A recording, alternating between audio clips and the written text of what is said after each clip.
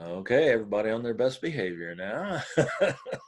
and Welcome to this afternoon's session on Canvas Analytics. Or what are your students doing in your course anyway, or not doing? I'm Dave Giberson. I'm an old retired instructional design coordinator from Online Learning Pathways that they asked me to come back and help in this situation we find ourselves in. I'll be, let's see, I'm going to go ahead and mute everyone just so we get, keep background noise down, but you can unmute yourselves at any time to ask a question. That's especially practical in a relatively small group like this, though, shoot, before the COVID, this would have been a large Zoom seminar for us. Now it's one of the smaller attendances we've had lately, but it's one of the nice things about that is we can be a little less restrictive on just speaking up when you have a question, because again, we've got plenty of time to cover this topic today. Let me go ahead and share my outline here.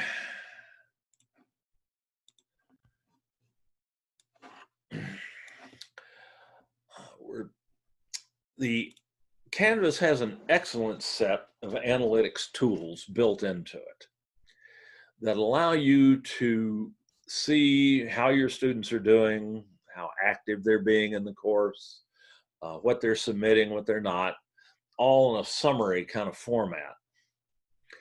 We're going to look at both course analytics at the course level, where we see averages of what all the different students are doing and so on, and across different time periods. And then we're also going to look at analytics that focus on individual students. And you can drill quite far down with student analytics in Canvas. You can go in and look at a student and see exactly what they've done in your course on a very granular level. Every time they click on something, it's recorded. So there's an awful lot of information available, and it gives you the opportunity to monitor your students' progress, to intervene before a student gets too far behind, to combat attrition, to see the people who are having problems early on and communicate with them in time to do some good. Let's go into, whoops, that's not the one I wanted.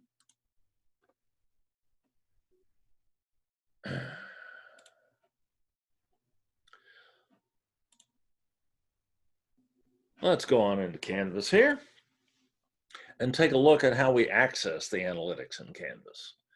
I'm going to start off using a course that's got a lot of activity in it. the current or the just immediate previous, last year's online faculty certification course.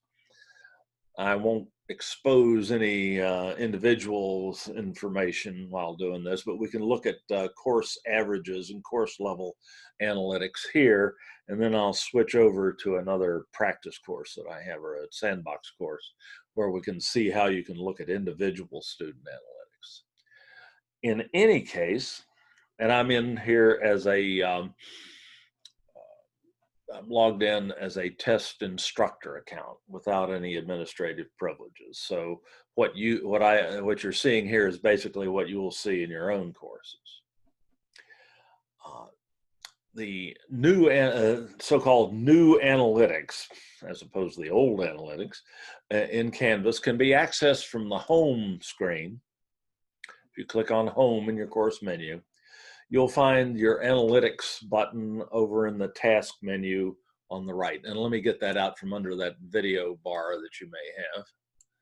So here's the new analytics button. And this is course by course. So you don't have access to system level analytics. We do have some of that and reports and so on as administrators, but what you have access to is course by course analytics.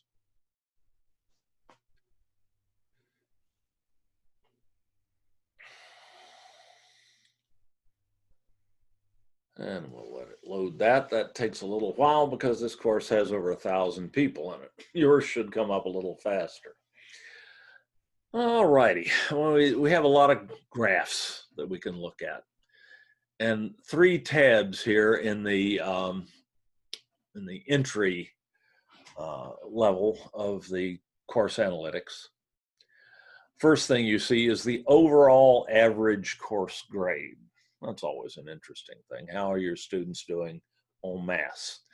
This is skewed, in this case, by the fact that there were a lot of people in this course who signed up for it, but then never participated or stopped participating partway through.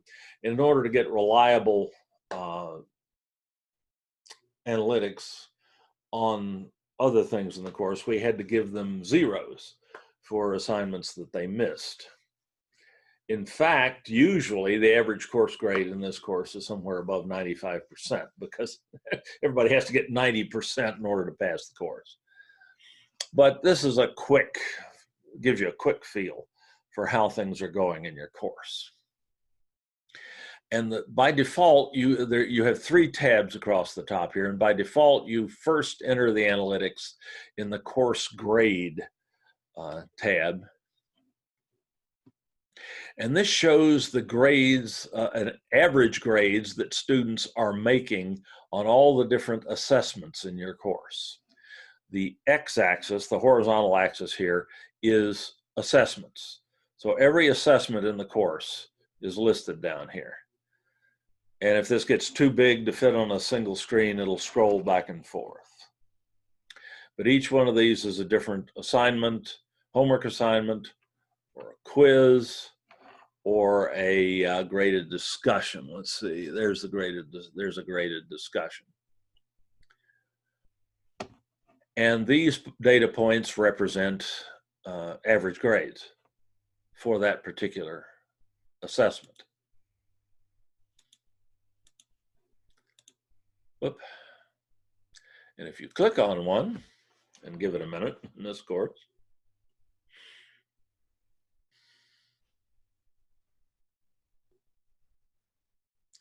we can get some more detail, but that may take a minute. I should have eschewed that right now. Oh, there we go. All righty. That gives us more detailed information about this particular assessment. We can see the average grade. We had seen that all before, but we also can see low, high, the number missing, and how many are late. Unfortunately, fortunately none there, but a lot of them are missing.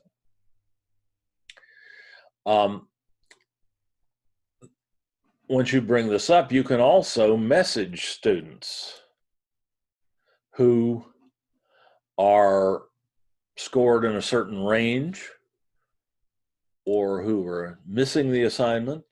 You can go in and find everybody who hasn't turned something in and send them a message through Canvas, through the Canvas inbox,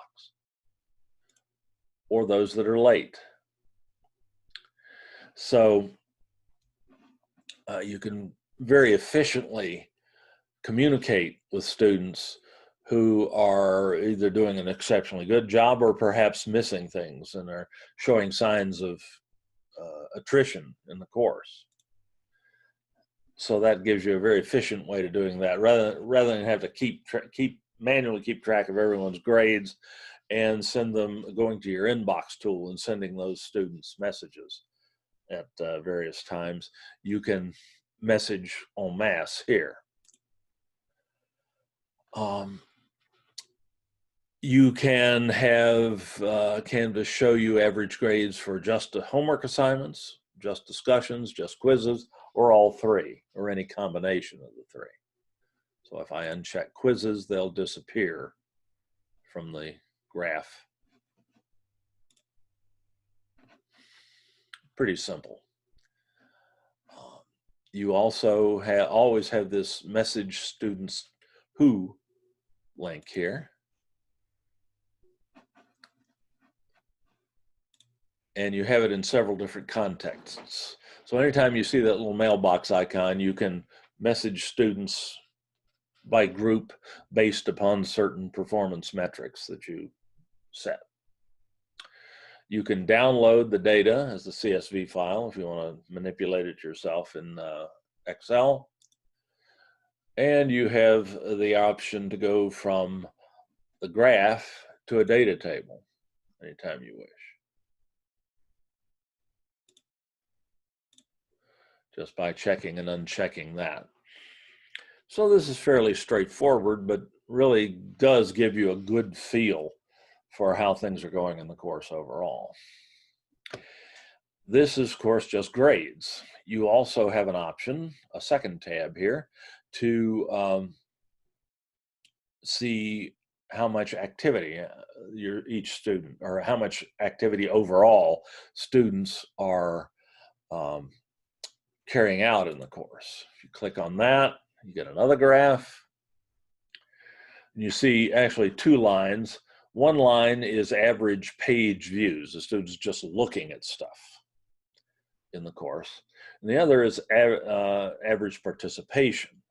And participation is submitting an assignment, posting to a discussion, sending a message in the inbox tool, doing something active in the course. So this line generally falls below this one.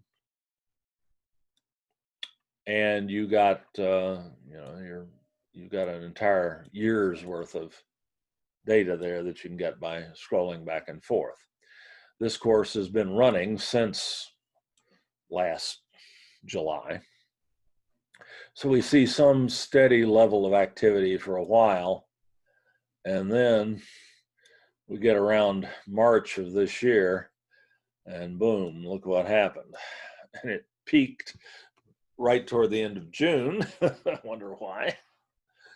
It's understandable here, but you can get an idea for the level of activity that's taking place in the course.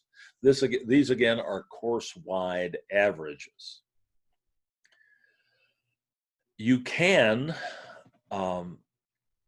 look at, and I'll show you in another course, I'll show you, you can also superimpose individual student activity on this average activity graph.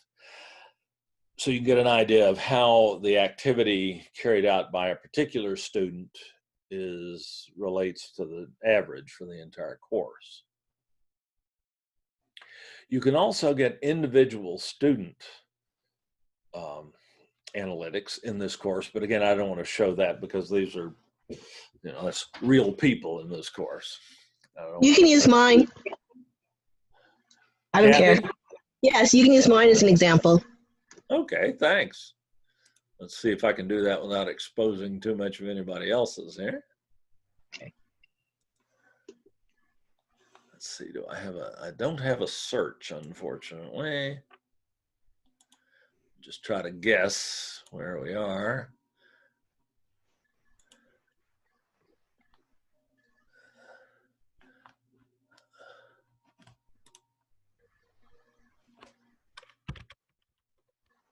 Oh, there it is. I see it. There you are. Okay, I do have a search there. Okay. Right now it's should be reloading. I was getting like pass. That's why I'm volunteering. Let me do that again. For some reason, it didn't like that.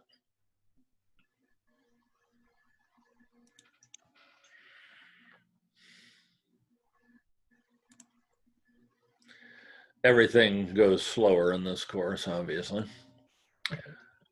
All right. No, that's not what I wanted. I wanted weekly online activity. There we go.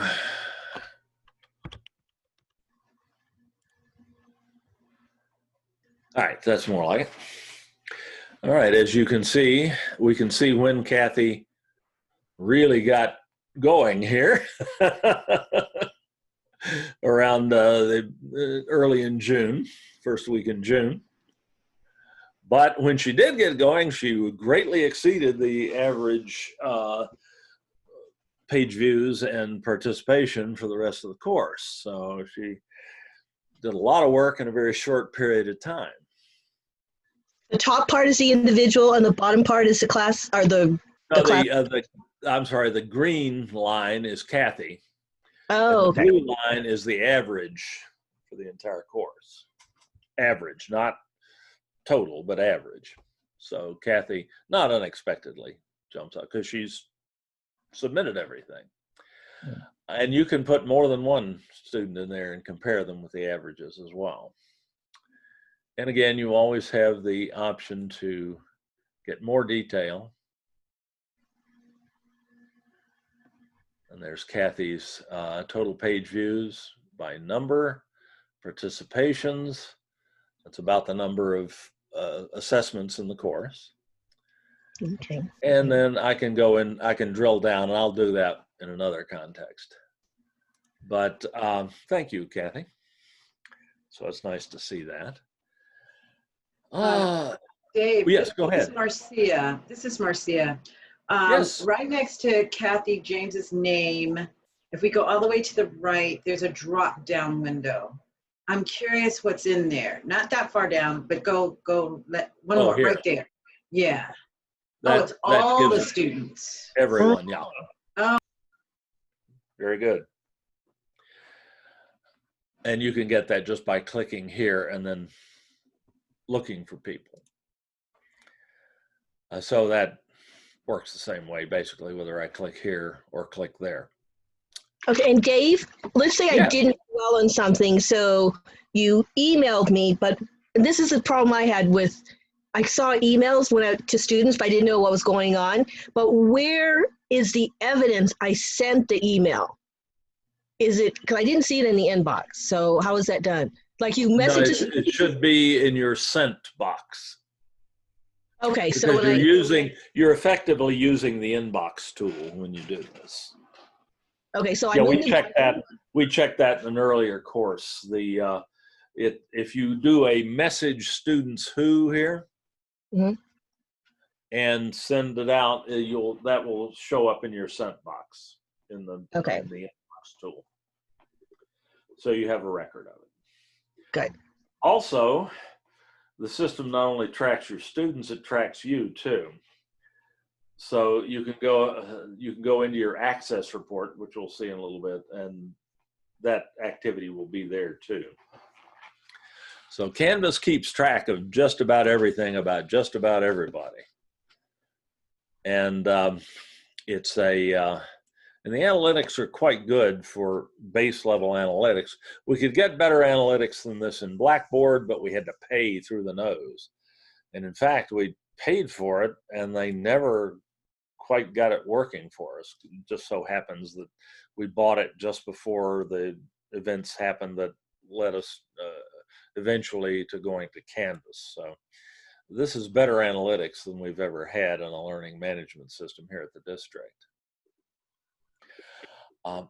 This weekly online activity report can also gives you information on individual resources within the course, individual items and modules, basically, and for the most part. And it shows you the number. Oh, let's see. Let me take Kathy out there. There we go. That's more like it. For averages, like how many people have looked at the course homepage? Well, 974 students have looked at the course homepage. So obviously not quite every one of the 1,030 people that were put into this course ever actually even entered it, because you can't enter the course without looking at the course homepage. So this is a fair metric of how many people have actually gone in. How many page views were there of the course homepage? Over 66,000. And how many participation? Well, participations are only valid for assessments and discussions, things that people actually interact with rather than just looking at. So we get down here to our 1.7 discussion, we see that 1,100 people have accessed that discussion. or that discussion, excuse me, has been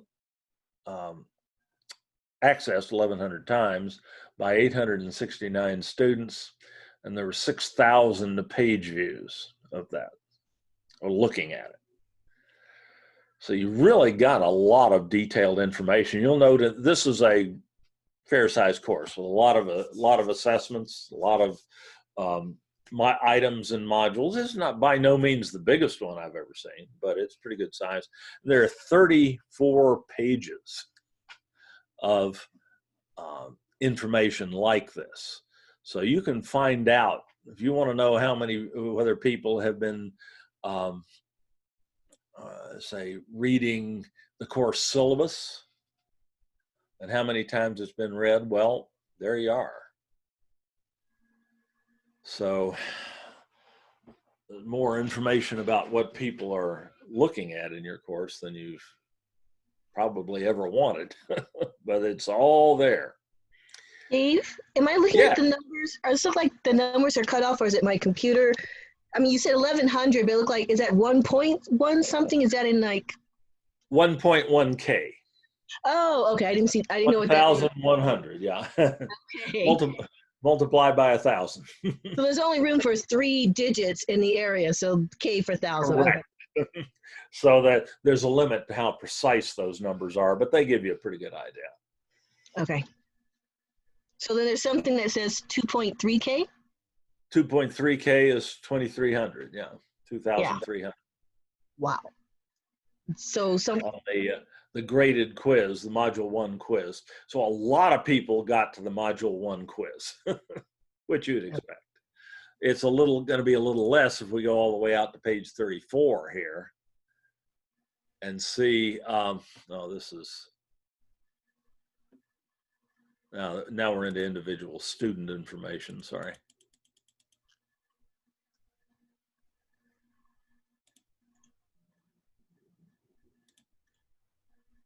Like the certification statement, only 727 people have looked at it. 727 students have interacted with it in some way. There are 3,600 page views and 1,900 participations. And that's basically a survey quiz with about 20 questions or so in it. So every time somebody answers a question, it's an interaction. So that one you expect to see a lot of activity because everybody has to do that if they finish the course. Every question is an activity, not the quiz itself counts as one. Right. Every time a student clicks on something and submits something, either answers a question or sends a message or submits an assignment, every time they do something active like that, it's a participation. So that's not accurate. So you have to like divide by 20 to get a better idea or something? It's hard to quantify that because, but yeah, roughly. Okay. You just have to keep in mind that participation covers a certain number, but it's always something active as opposed to just viewing something. So your participation numbers are always less than your page views. But if you redo it, numbers will give you a rough idea of how much your students are interacting with each of these resources within the course. And a resource is an item in a module, a quiz, and a homework assignment, discussion, either graded or otherwise, a file that you've uploaded, anything that's in your modules shows up as a resource in this list here. So you can pretty much tell if it's been done, if people have looked at it or not. Let's see, anything else I can show you here? That's really pretty much it. I'm going to go to another course where I've got, you should forgive the term, dummy students, where we won't be invading anyone's privacy. So I can show you how you can look at student level analytics here. Those were the course level analytics. Let me see. Oh, that's right. I have to go. I'd taken that off the dashboard. There we go. Note that you will always have access to older courses that are, previous semester's courses. You may well have to find them in the courses tool rather than on your dashboard, but you'll never lose access to a course that you were enrolled in, or that you were the teacher in Canvas. And it appears that Canvas intends us to leave those courses on the system indefinitely. There's been no mention of archiving courses and taking them off the system. They just keep adding storage. And so you will have access to your old courses indefinitely. That should ever change, of course, we give you a lot of warning. But there's not even really a functionality built in the Canvas to allow you to archive a complete course. You can export a course, which is exporting the content, and you can store that offline, but you can't archive a course. You can't export it with the student data in it. It just has to stay on Canvas. That might change someday. There certainly have been suggestions to Instructure that it might be a good idea if we could actually archive, courses, and just in case, the next asteroid impact should be right in the middle of Utah and take out Instructure and the entire state. It'd be nice to have some of this data somewhere else. But it's backed up on Amazon Web Services, which runs about a third of the internet. So I don't think we have to worry too much about it. But it's an interesting difference for us from Blackboard, where we could download individual course shells complete with student data and keep them offline and know that we had them secure. On the other hand, Blackboard only gave us a limited amount of storage space, and we had to do that. And we had to take courses off of Blackboard periodically. With Canvas, we don't have to worry about that so far. So that's just an interesting way of doing business. Okay, now let's go into analytics on this course. Steve, does that mean, will we be able to keep our certification, like if we want to go back and look at that to give us ideas? Yeah, well, they're going to leave that. They're going to give you read-only access to that course. Okay. As far as I know right now, they plan on doing it indefinitely because they want it to be available to you as a reference. Okay. I know I learned how to do this in the training course, but the details are a little fuzzy. Well, you can go back and access the information that you used when you were studying something in the training course, the videos and the text and so on, and look something up pretty quickly. So yeah, there's value in having access to this course after you're done with it. And as far as I know right now, they're planning on leaving that access to you indefinitely, but on a read-only basis, so you can't go back and change anything or whatever. They didn't set like the training course from 2 years ago to read-only, and somebody somehow found their way in there. I guess they'd been enrolled in the course and had never completed it. Somebody went in there and completed the course in the 2018-2019 shell, and nobody knew anything about it until this person emailed and said, "Oh wait, why I'm not getting anything graded?" And so I says, "Whoa, well, we thought we had that turned off." So they'll be a little bit more careful about that in the future, I expect. Okay, here's the same information again. Average course grades. This one's a little lower for the same reason. Some of the students got zeros. Weekly online activity looks similar, except it's skewed back a ways in time. The course ended in May, so that's why everything's dotted from there. There was a spike right around April the 26th. Well, funny, that's when I was using this course a lot to teach classes. This is a course I use as a sample course in a lot of these sessions. So there was a big spike right around the early part of April, or the middle of April on that. So, you got all sorts of interesting inferences you can draw from this data. Here's the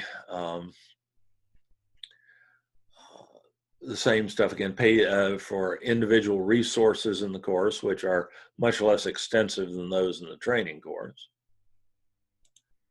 But I can see which ones people are actually looking at and participating in pretty quickly. And I can also go to the students tab here, because these students don't have any lawyers or anything like that to worry about, and nor are they subject to FERPA. So here I see the students' course grade, the percentage of the time they turned in things on time, the last time they participated. This is a critical metric, or a critical datum that you may need if a student drops. You have to report their last date of participation in order to, case of financial aid implications and other legalities. And this generally is something active. It doesn't mean the student just came into the course and looked around. It means they did something. So this is, if you're asked to provide, when a student drops, their last date of attendance, well, that in an online course, it would be the last time they actively did something in the course, as opposed to the last time they just accessed the course. Spoiler alert, that is one of the questions that we ask in the certification statement. We ask you what your drop policy is, and ask you to address your last, how you determine last date of attendance. And this is it. And it's always there. So you know the answer to that question already. Here's the last time somebody actually looked at something. That's usually after the last participation. And the number of page views in the course, cumulative, that the student looked at during the entire length of their enrollment in the course, and the number of times they actually participated. These dummy students are also fairly lazy, so their participation numbers are fairly low, but it's very useful again. And as always, you have this message students who button up here. And again, you can message students who have scored in a certain range, or who are missing assignments, or have late assignments. And you can do it efficiently without having to do it student by student. And you have a subject and a message. And again, this uses the same routines in the software as the inbox tool. So, alrighty. Once you get to the individual student level like this, you can also drill down and get more information about individual students by clicking on their names. Here's this student's grades, weekly online activity, and their communications. You can see how many times they messaged other students and how many times they messaged you. very quickly.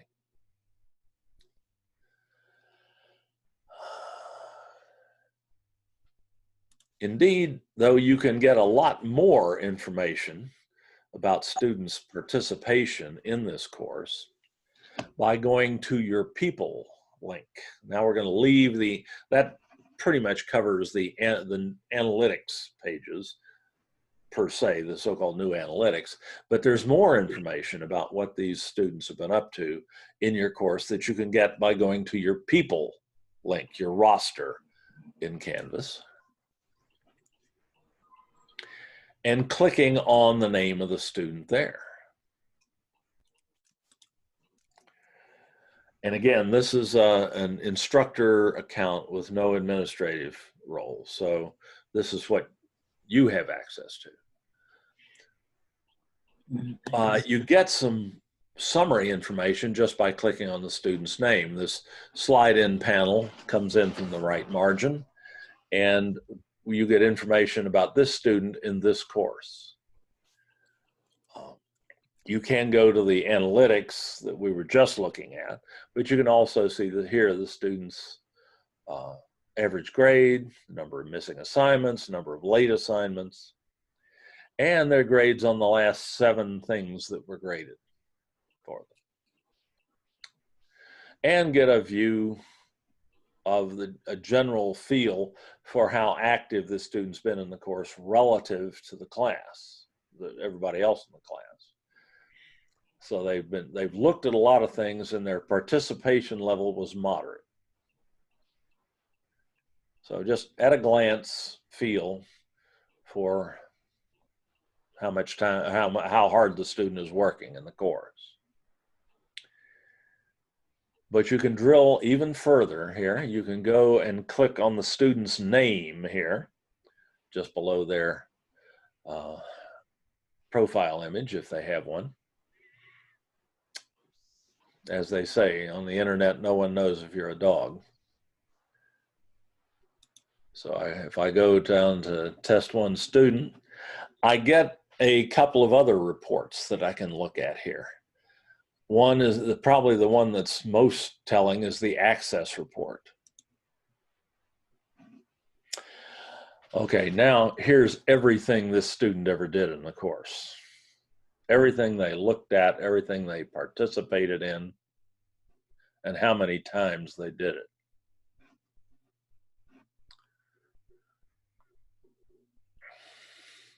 So this is an unbelievably granular level of information. So if a student says, "Yeah, I looked at that page," you can go and look. Well, yeah, this student has certainly seen the home page 40 times. All right, but some of this stuff, they've only seen 1 time, and there's more stuff in this course than is listed here. So if something that is a particular page in the course that you want to see if the student has looked at, you can tell if it's not listed here, they didn't look at it. So it's a great BS detector.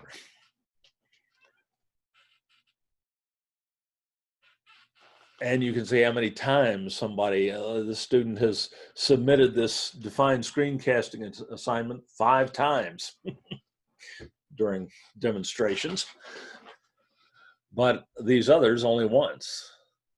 This was a different defined screencasting assignment, apparently. I had this same assignment in more than once. They've taken the quiz once. They've taken this quiz once. And there are other quizzes in here that are not showing up that he didn't take. So really detailed information about what individual students are doing in there.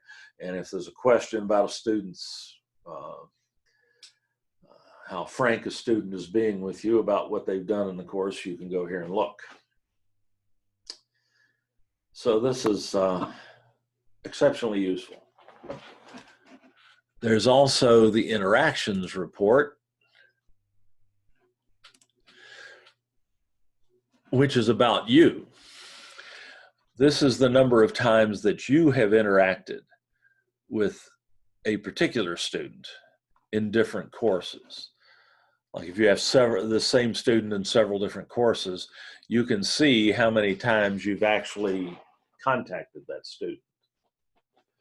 So this is something, for instance, that an accreditation team might come in and want to see. But they would not be able to get to this unless, well, we can give them aggregate level reports and so on, but they would have to have your cooperation to do this. But the information is stored. Dave, Yes. have a question, or Surely. more so an observation, not from this slide or this page, but if we go back to the previous one where everything was listed, Right. I noticed conference, Zoom conference. So if you embed your Zoom link into Canvas, it can track how many times a student actually participated in the lecture. Right. Okay, because I was thinking about activity, like you have your assignments, but then I was thinking about Zoom, you know, a student can say, well, I was in class. I was, yeah. Well, unfortunately, it doesn't tell you. Actually, yeah, it does give you the data. I'm sorry. So you can tell if this student used Confer Zoom on April 10th. Yeah. Yeah. So yes. Mm-hmm. That's interesting. I didn't know it did that. That's interesting. Okay. And if I had if in this course I had added like my own Zoom link, if the student had clicked on that, I would see that in here too. Like I have added that here, and I would see if they'd done that as well. Oh, okay. Okay. Thank you. How do we do that, Dave? I know how you can do Confer Zoom, but I didn't know you could add your own personal meeting room in Canvas like that. Oh yeah. I'll take that as the first general question. Yeah. Okay. Yeah, I know. It's okay. Slow. I'll show you how you can do that. May I ask a question about the recording the interactions? Of course. In SpeedGrader, I like to send a message to all of the students missing an assignment. Right. And I always click it as an individual message to each student. Right. And is that recorded as an interaction? Yes. Yes, that's the kind of thing they're talking about. Oh. That's very effective. Most of those interactions would be messages that you sent to that particular student. So not necessarily from the inbox. Could be things from... When you message students using that messaging tool in the analytics or in the gradebook, you are in effect using the same routines as the inbox tool. And it's stored in your sent folder in the inbox. Wow, I just learned something from Georgia, Dave. So as the second general question at the end, can you address the SpeedGrader and how to send messages to students who are missing? Because right now I'm doing it individually in the inbox and it's very time consuming. So later when you're done? That one will address that. Well, that is related to this. So let's go. Okay. Actually, you can do that from the gradebook. Okay. Georgia, thank you for that information. It's a wonderful tool. Like if I want to message, let's see, this one probably had as much activity as anything. If I want to message students in reference to this particular assessment here, in the gradebook, I've got, if I mouse over the column heading in the gradebook, I get a little menu, context menu icon, the 3 dots. And I can message students who haven't submitted this yet, who haven't been graded, who scored less than a certain score or more than a certain score. And I can very quickly put in that it gives me a suggested subject line, which I can edit, and then I can send a message. I can type a message that will go to all students who fit this criterion. So But it you will can, be an individual message, and the other students won't be able to tell who received the right, message. that Okay. would be inappropriate in this case. So Okay. yeah, Right. this goes basically as a blind carbon copy. Got it. Okay, perfect. Wow. Thank you, Georgia. I just saved you a little time. Yes, huge. You know, in our And Canvas, and you saw in the analytics tool, we had the same sort of capabilities where we could Right. message students who met Right. certain different Right. criteria. Right. But this just is so clean and easy. This It's is, it's yeah, it's one of those this is, things. To me, Blackboard was easy because I knew so many tricks and hints, having hung around with you so much. And I'm not as comfortable with Canvas, so I still struggle. And obviously, there's a lot still for me to learn. we're all still learning about Canvas. And of course, Canvas adds new features from time to time as well. So that's how you can message students by certain criteria based on individual assessments. There's really not anything you can do with total grades, but you can go to the analytics and do things like that. So it's Yeah, that's wonderful. Thank you, Dave. there's a tremendous the communication tools built into Canvas are really good, and they're not as fragmented as they were in Blackboard. You have one messaging system that does everything that the two messaging systems in Blackboard did. It's both an internal and potentially an external messaging system, though the students get to determine whether they receive messages that you send to them through Canvas in their personal email boxes. They control that through their notification settings in their own accounts. The default is for them to receive any message that you send to them through Canvas. By default, they will receive it in their personal email box as well. But they can turn that off, and there's no way to override it that I know of in Canvas. So, it's just a different philosophy from Blackboard in many ways. But generally, the communication tool, the inbox tool in Canvas, is a lot more reliable than what we had in Blackboard. A lot more functional. Okay.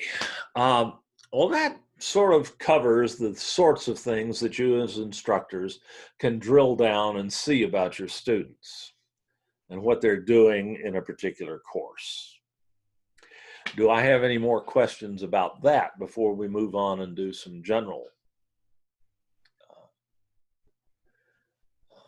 Just take general questions. If I have them doing homework in a different system, like I'm using WebAssign, right? If I bring those scores into Canvas, yes, will it include those added columns as part of the analytics? Yes, yes. Anything that goes into the grade book is listed as a an assessment in Canvas, and those should show up in the analytics. But you of course have to link WebAssign or my whatever lab or whatever with Canvas in order to have that happen. Yeah, I'm not quite sure how to do that yet. Well, it usually involves a process called pairing, where you're given information by the publisher or the software vendor on how to pair your Canvas course with the course site in their tool, so that information is passed back and forth between the two. Oh, that would be nice. And that's how you can get your WebAssign assignments showing up in the gradebook in Canvas automatically without you having to add. Is that, Now, do you know if that works with WebAssign? Yeah, I was just about to say, I'm not sure that works with WebAssign. I know it does with my math lab and my accounting lab and things like that from Pearson. I'm pretty sure it Okay. does with my with WebAssign as well, but I'll I talk to haven't them. actually seen that happen. So I'll put a When I little, find out, I'll I'll let leave you myself a know. little weasel room on that one. Yeah. So yes, it should. And Because I hate having indeed, two grade if it books like that. didn't, if the tool didn't have that capability, that'd be a factor in whether I decided to use it again or not. So Yeah. they do. Yeah. Canvas is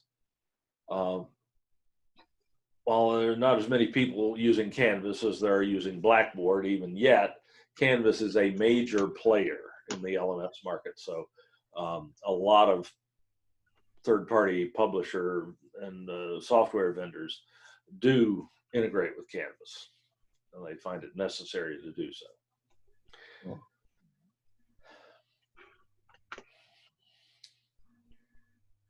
Anything? If you think of something else about this, I'll certainly take the question. But at this point, I think I'll start with Kathy's general question that she asked. How can you connect your students with your, I assume, Kathy, what you're interested in is connecting them to your personal meeting room in Zoom. Right.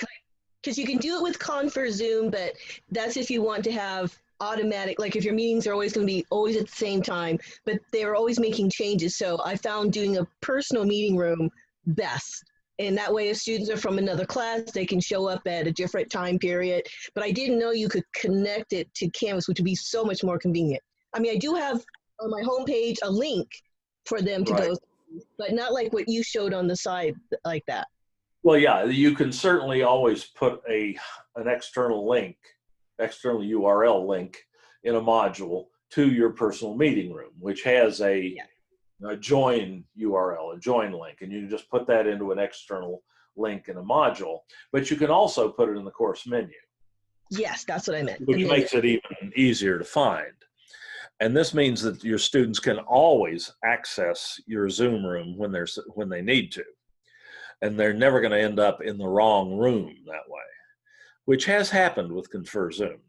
So to add a link to your personal meeting room in Zoom to your Canvas course, and by the way, the Confer Zoom app will not let you use your personal meeting room. It insists on creating a brand new meeting room for each meeting. A brand new meeting ID and join link. And as long as your students access through the Confer Zoom app, that's fine. But let's say your student is out somewhere on their phone and they want to access this and they don't have the student app, and they just want to go into their Zoom app on their phone and enter the meeting ID for your meeting to get in. Well, that's different every time if you use the Confer Zoom app. If you use your personal meeting room, it's always the same. So it's a significant, using your personal meeting room for all your Zoom meetings is a significant, creates a significantly higher likelihood that your students will be able to access the right room at the right time. Yeah, I don't have any hard and fast figures on that, but anecdotally, I can tell you that I almost never have trouble with that when I use my personal meeting room.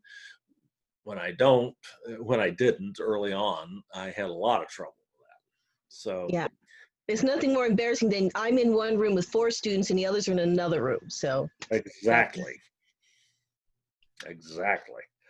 And you can eliminate or virtually eliminate that possibility by using your personal meeting room in Zoom. You do slightly increase the likelihood that you're going to get Zoom bombed if you use your personal meeting room all the time, because sooner or later things seep out and someone who doesn't have any business attending your meetings may show up. But if they become disruptive, there are ways you can get rid of them very quickly. And as I always tell the story, in all the thousands of Zoom meetings I've done over the years, I've had somebody come in and be disruptive one time. And my personal meeting link gets spread all over creation. So it's just, it made some headlines in March when a few people had some really spectacular problems. But it was very rare even then, and now it's almost non-existent. And Zoom has gone a long way to improving their security, but some of the things they've done and made it harder for students to end up getting into the right room. And I don't think it's worth, I'd rather risk an occasional intrusion than have some of my students not be able, or some of my clients, some of my friends not be able to attend my meetings. So how do you get this link into your course menu? You go to Settings and to the Apps tab and click on Install, because you don't want to sort through the 1,000,001 apps that you can use with Canvas that are not available on our system. And you see down below there in the middle column, the third one down, you see the blue swooshy arrow, because when I point at it, it's going to disappear. That's called the redirect tool. And that's what allows you to add a link to your course menu. You're very limited with Canvas in what you can add to this course menu. In Blackboard, we can put all sorts of things in there, to the point that the course menus in two different courses sometimes didn't look like one another at all. And Canvas, that's not in Canvas's design philosophy. They want one Canvas course to look like, to operate a lot like another, so that students don't have a steep learning curve going from one course in Canvas to another course in Canvas. But they will let you put in links to external resources, basically URL, hyperlinks to resources outside of Canvas into the course menu here. So you could put, if there was a website you used a lot in your course, you could put a link to it in your course menu using the redirect tool. And of course, your Zoom join URL is just another hyperlink, it's just another URL. So you can add a link to that in the redirect, using the redirect tool. You just click on the redirect tool and click Add App, which is a little misleading. You're adding a link to the course menu, but that's just the terminology they use.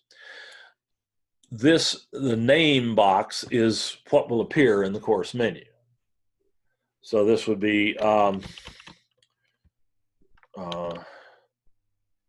Zoom, personal Zoom or something. Call it what you like. I just don't want to call it the same thing I've already put in there. I'll just call it Zoom PMR, personal meeting room. You would probably just call it Zoom or my Zoom room or whatever. Then I need my Zoom meeting link, my Zoom join link for my personal meeting room. And I get that by going to Zoom, to zoom.us. Your Confer Zoom accounts are just regular Zoom accounts that are paid for and managed by the state, by CCC Confer, the state video conferencing organization for the California community colleges. So your account information is accessible at the main Zoom website, which has the URL, the web address of zoom.us. Probably zoom.com was already taken when this company was founded. So you do have to log into your account. If you stay logged in, you can get to it from wherever you are, but just to show you what that interaction looks like, you just get a sign in button when you go to the Zoom website. click on that. You put in your access information for your Confer Zoom account that you got from Confer Zoom, and then sign in. And you'll automatically be taken to the meetings area in your account management screens. And there you'll find a link to the information about your personal meeting room, assuming you've activated that. And here's your personal meeting invite link, your access link. I've customized mine. Yours may or may not have been. And you just copy that to your clipboard, go back to Canvas, paste that into the URL redirect box in the redirect tool. Then it's always a good idea when you're doing something with video to force it to open in a new tab rather than trying to have it show in the Canvas content frame. A lot of things just won't work that way. So it's safer to force it to open in a new tab. And you also want this to show in course navigation. You want it to be in your course menu. So you select those options and you just click Add App. And then refresh your screen. And that link appears in your course menu. You can, of course, go into settings. Oh, I'm already in settings. Sorry. You can go to the navigation tab in settings, and you can move this around if you want to. You can even hide it from students if you don't want them using it for a time by dragging it below the line. Of course, you have to save any navigational changes like that. And now here I have a link to my personal Zoom meeting room in my course. And if I click on that, I'm asked to open a new tab, and bing. Now the process of entering that Zoom meeting is started. I don't want to go any further than that because we're already in one. I'm not quite sure what'll happen if I try. So let's cancel that. But because we're using my personal meeting room right now. So that's how you put that into your course menu. Thanks, Dave. I find that a lot easier than scheduling meetings. I just give people my personal meeting ID and say, then I put the schedule up somewhere else. I create a Canvas page that has the schedule in it, or I put it in the calendar tool in the course, or I send out emails or announcements in the course for when the next meeting is and so on. That way I can have a meeting anytime I want to. Ardith, I see your hand up. Yeah. Do you have to take that link out of the same place every time? Can't you just take it off with the email or something? Yeah, you could, certainly. You could. You mean to supply the link to the students by email instead? No.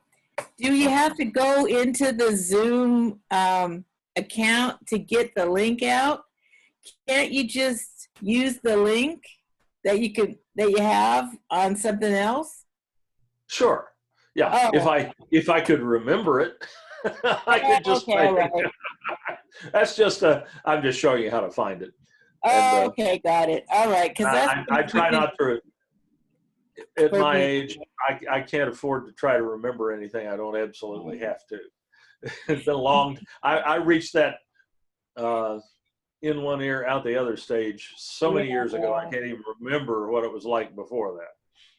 So that's just showing you how to find that in case you haven't. You don't have that somewhere else. All right, thank you. Okay.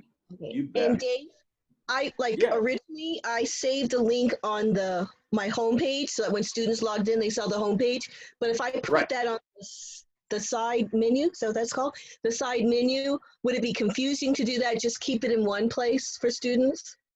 No, I don't think giving them more than one way to get into your Zoom meetings is a bad thing at all. Okay. Some will find it one place, some another. As long as they both lead to the same room, I'd put Okay. it in more than one place. The wise instructor does not rely on any single means of getting their students into their Zoom meeting. All right. Thank you. You bet. Can't wait to try it. Yeah, it's fun. And you can add other links to that course menu too. Like I say, if there are websites that you use regularly, you can put those in there as well. Okay. I think any other questions about that? If not, how about a question about anything else? Whoops. I had a question about an incorrect email address for my Confer Zoom. I've been having a lot of difficulty with that account, and finally noticed that it's listed as my district email, but instead of edu, it's listed edy. I seem to be able to change the password, but the email address is an obstacle. Yes, and this came to you that way from Confer Zoom, or from CCC Confer, right? Yes. Yeah, that sounds like a data entry error on their part. I would definitely let them know about that, because yeah, you're right, you can't change that. So then, do I go also, to be sure and check that in your PeopleSoft portal, and check and make sure that that's not an error here oh my at gosh. district. Yeah. Check it there, and if it's right in PeopleSoft, then you can go to the Confer Zoom webpage at conferzoom.org, O-R-G. Okay. And there's a support link on the home page.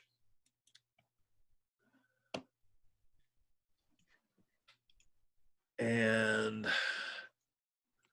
let's see, where have they put that?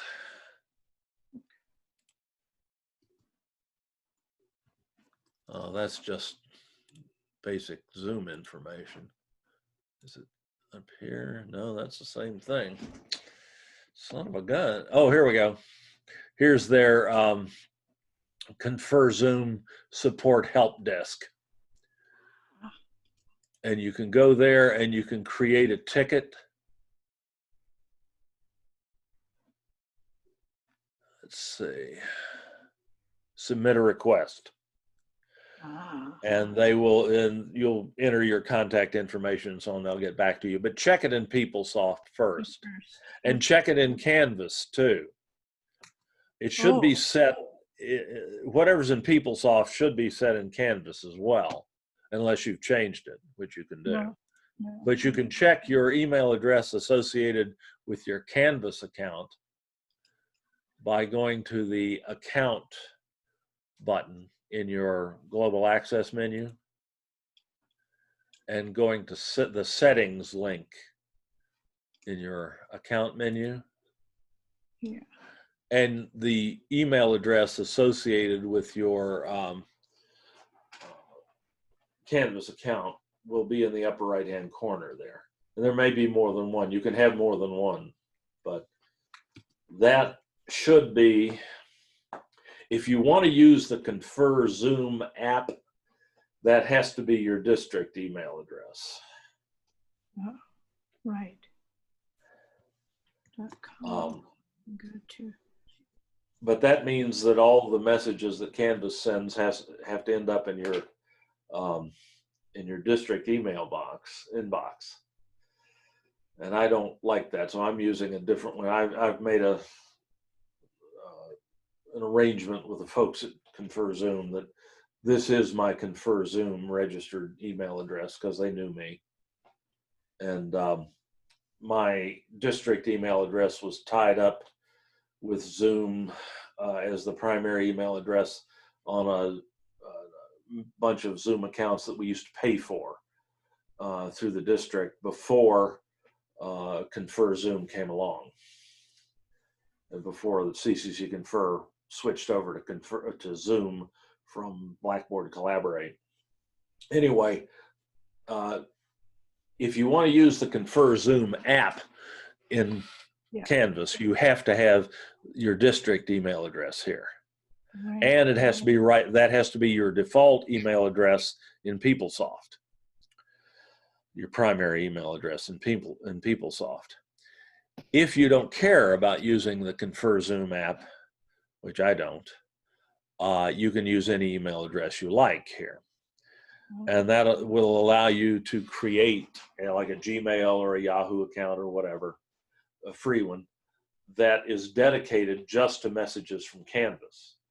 So that when your students send you a message through Canvas, or if Canvas notifies you of some change in your course automatically, all of those messages go to one email account. They're not mixed in with all the other messages you get in the district. And so you can't lose track of them as easily.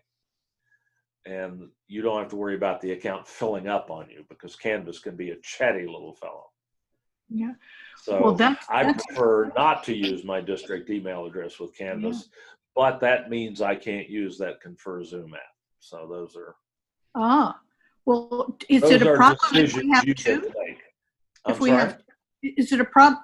Because I think I opened a Zoom account, a second Zoom account with an individual, a Gmail address as that's not the district account.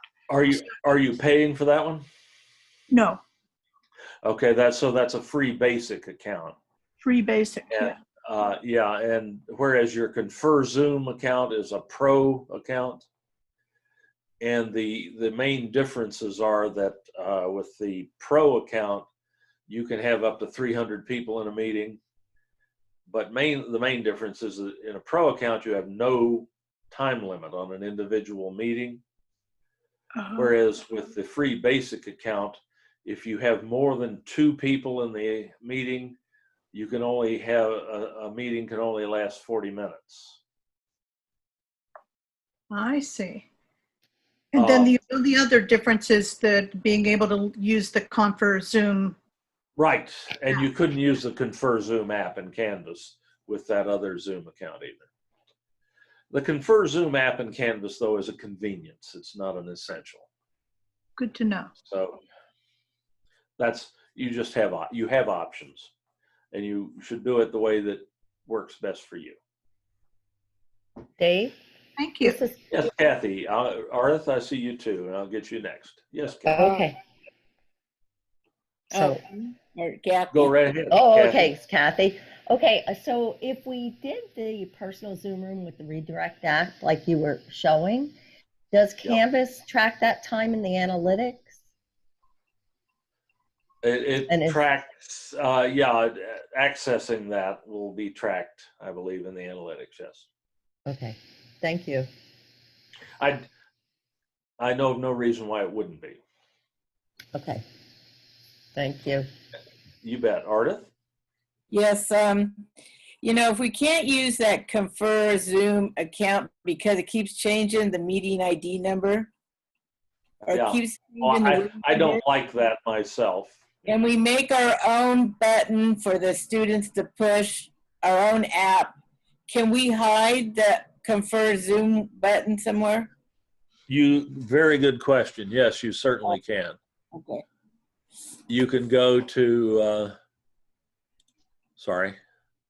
Canvas. Let's see. I'll just pick any one of these here. Okay, this one has the Confer Zoom app showing. Right. I can go to Settings and the Navigation tab under Settings. And I can just take that Confer Zoom link and drag it below this line here. Oh, okay, got it. And then save it. Don't forget to save it. Ask me how I know that. and that in that case, it disappears for you as well as them in their in live view. You can get it back by going back to the navigation tab and dragging it back up again if you change your mind. But the students won't see it either. All right, So they won't be confused. And you can do that with any of those okay. So if we're not using items, the course menu. If we're not using some of that stuff, we can get rid of it. I would strongly recommend you hiding any menu links that you're not using. Right, Indeed, as those of you who have been through, where is that in the training course? Module 5, I think, in the training course. We recommend that the only ones you show to students are the home link, announcements, grades, syllabus, if you use the syllabus tool. Many of you are probably just uploading your syllabus into the modules. If you don't use the syllabus tool in Canvas, you probably want to hide that as well. And the modules link. And everything else, we recommend hiding. Anything else you're not using, hide it.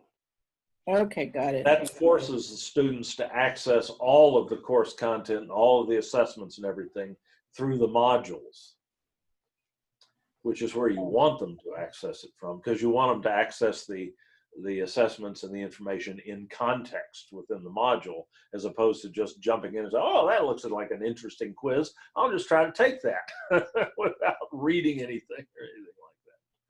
So we don't recommend showing them the quizzes tool or the assignments tool, because they're liable to just go in there and look around and get confused.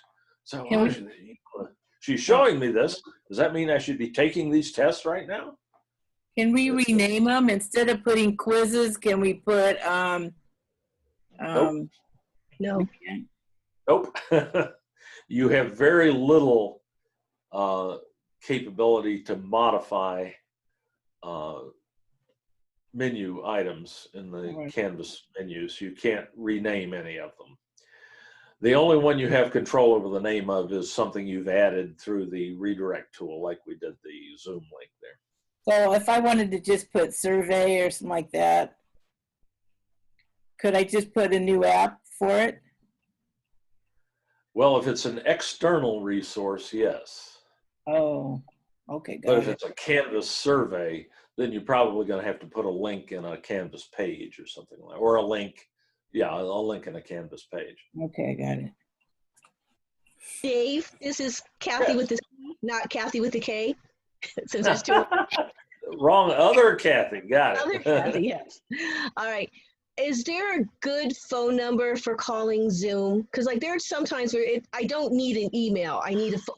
Like I have one for Canvas, but I've had one for Zoom that they were only available from 8 a.m. to 5 p.m. And then on one day I did find one that was 24 hours, but I had to know the personal meeting ID number, which Right. Yeah, I didn't know. No, I don't know of any good way to get Zoom on the phone, quite frankly.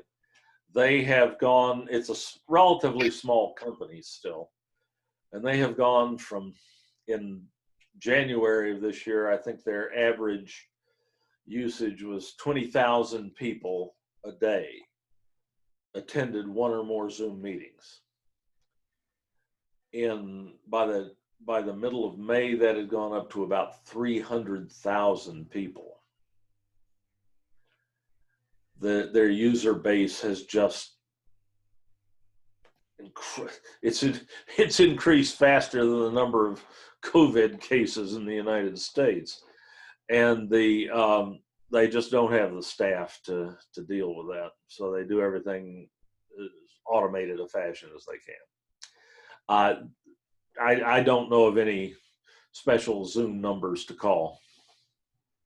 I mean, we have good support for Canvas, good telephone support for Canvas, but not really much for Zoom. That's why we have all sorts of tutorials online ourselves to try to help people with it. which, speaking of which, we have recently, whoops, that's not what I wanted to go to. That's not it either. Where'd I put that? On our on-demand website, tutorial website at sdccdolvid.org. I always try to work this into a meeting. If you web to that site, we've got many dozens of tech tutorials for you. And the first thing that pops up in this slideshow at the top of the screen is this,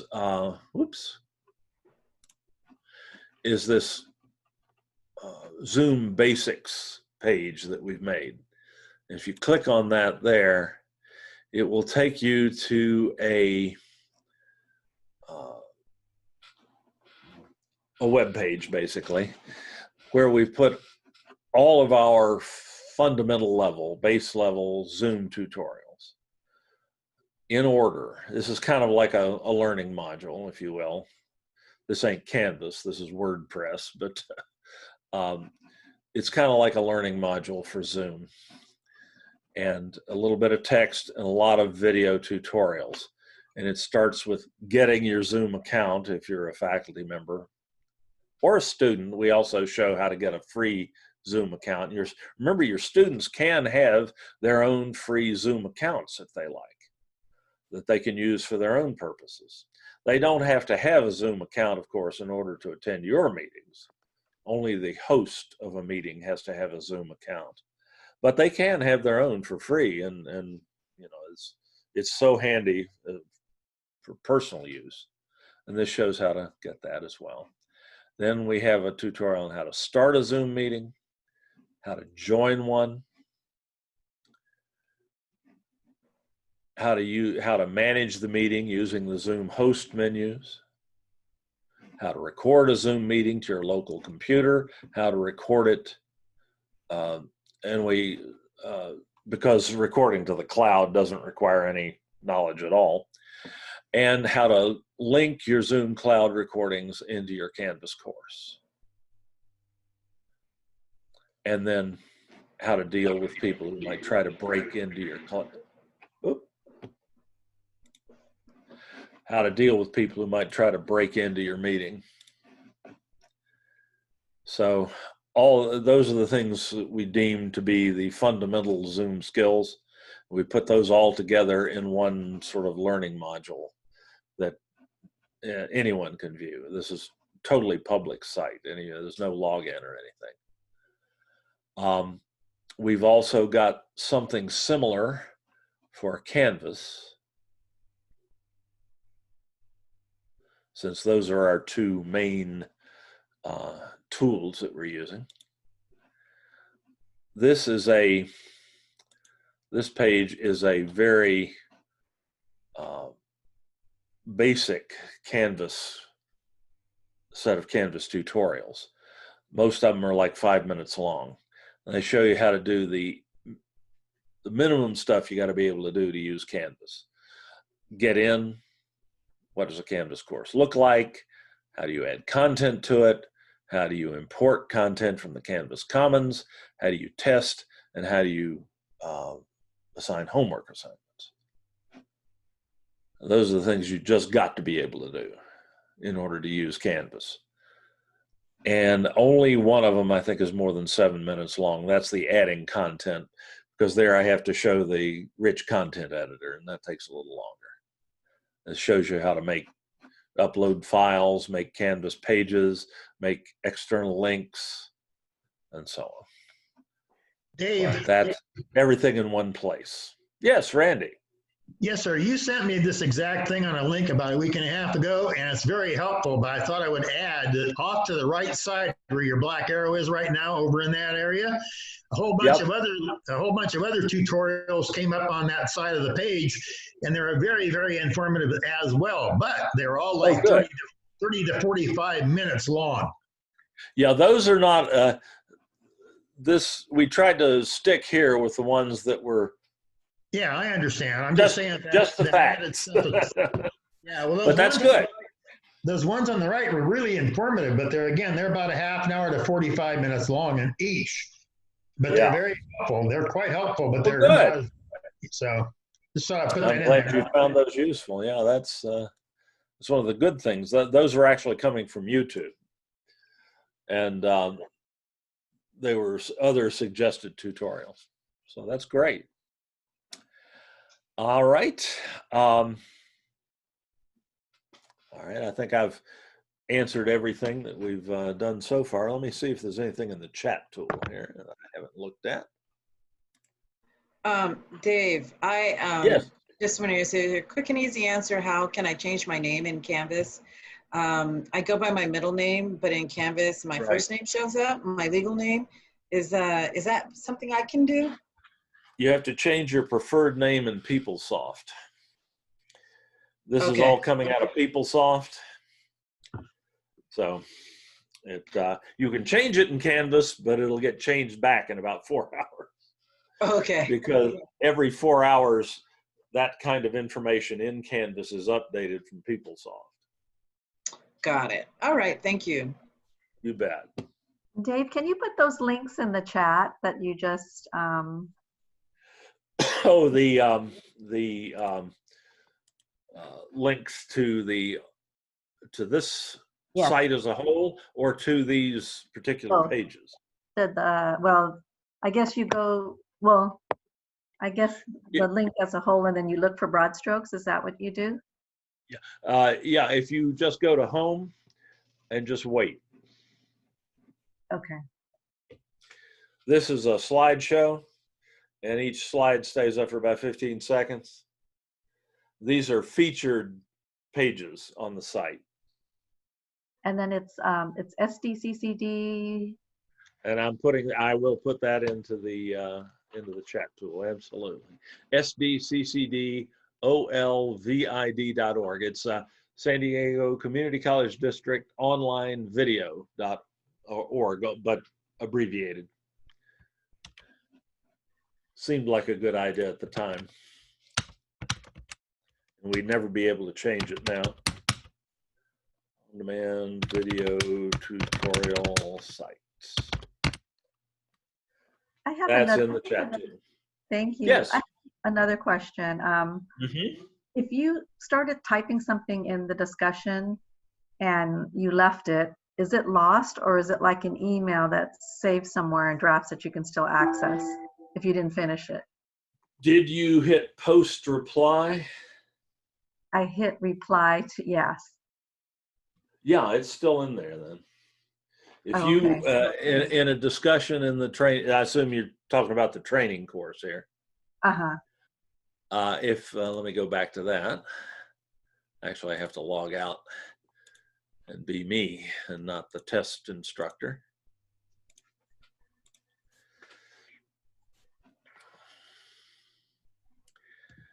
And here's let's find the current one. There it is, 2021. If you're in, say, here's the first discussion, the icebreaker. If you come down and you hit reply to begin a post, if you type something here and you hit post reply here, okay, it's saved. If not, it's gone. it's lost and gone forever, my darling Clementine. Okay. So it's only saved. It's only saved if you hit post reply, and then it's saved forever, and you can't remove it. Only in a minute, and your instructor can remove it, but you can't. If you're in your own course and you put something into a discussion and you think better of it later and you want to remove it, you can do that, but the students can't.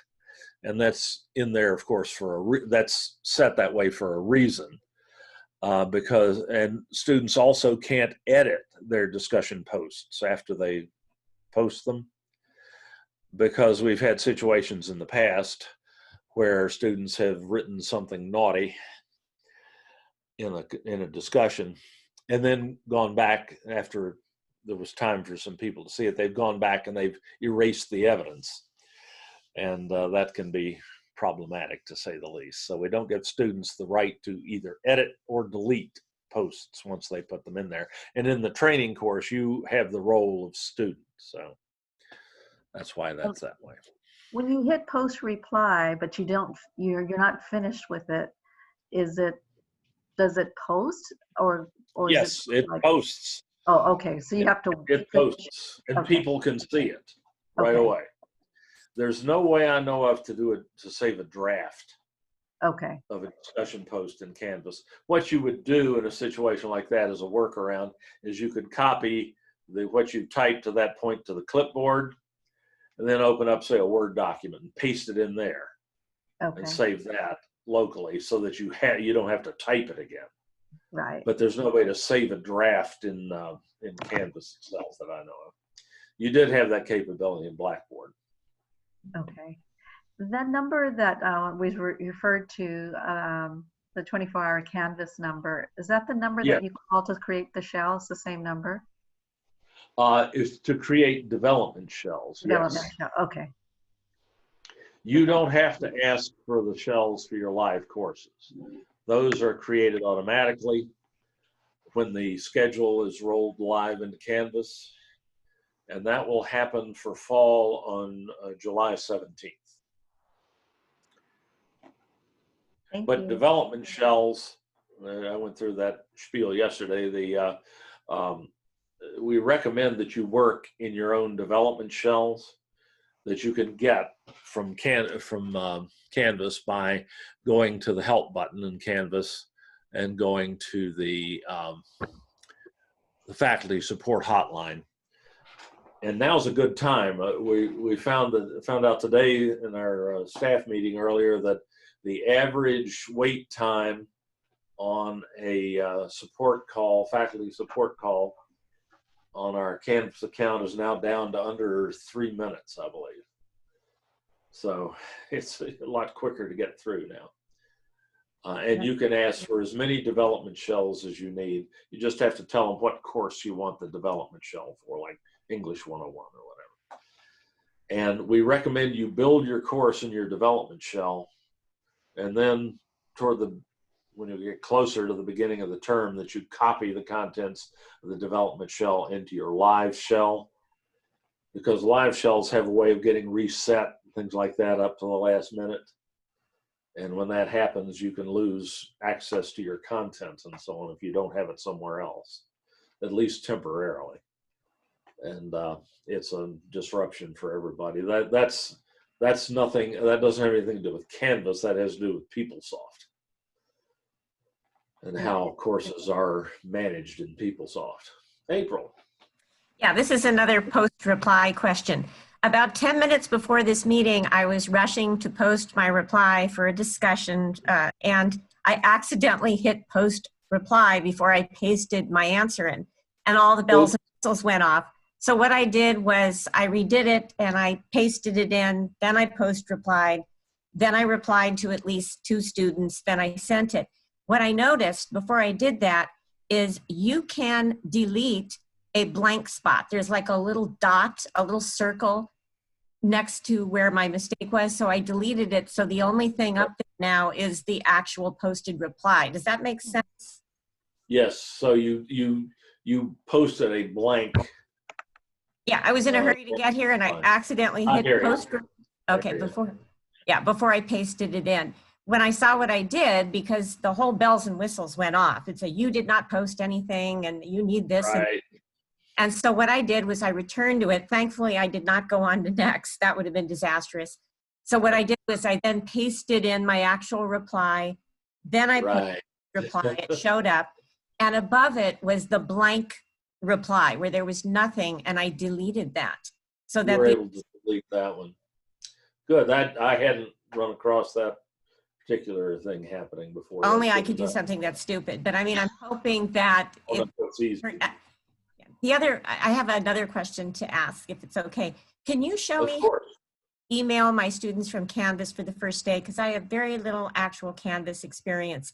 And is it possible to BCC it? Because a friend of mine who teaches in the summer told me how it's done, and I said, did you BCC it? And she said, no, but I want to protect my students' privacy. I don't want them to see each other's email. Sure. Right. It's easy through district there email. is, they don't call it a blind carbon copy, but there is a way to do it. Okay, thank you. When you send a message in Canvas, you go, one way to do it at least, the usual way to do it is to go to the inbox tool in the global access menu on the left. Okay. And here are your received messages in the first column. But if you want to send a message, there's a compose a new message button in this bar at the top of the screen. It's has a little pencil icon, which is a universal symbol for edit or create. So you click on that and you get a message creation box, just like you would in your email account. You do have to select the course to which you want to send, in which the student you want to send to is enrolled. So let me find that. I'll just, let's see. Let me find something here that's got some students in it.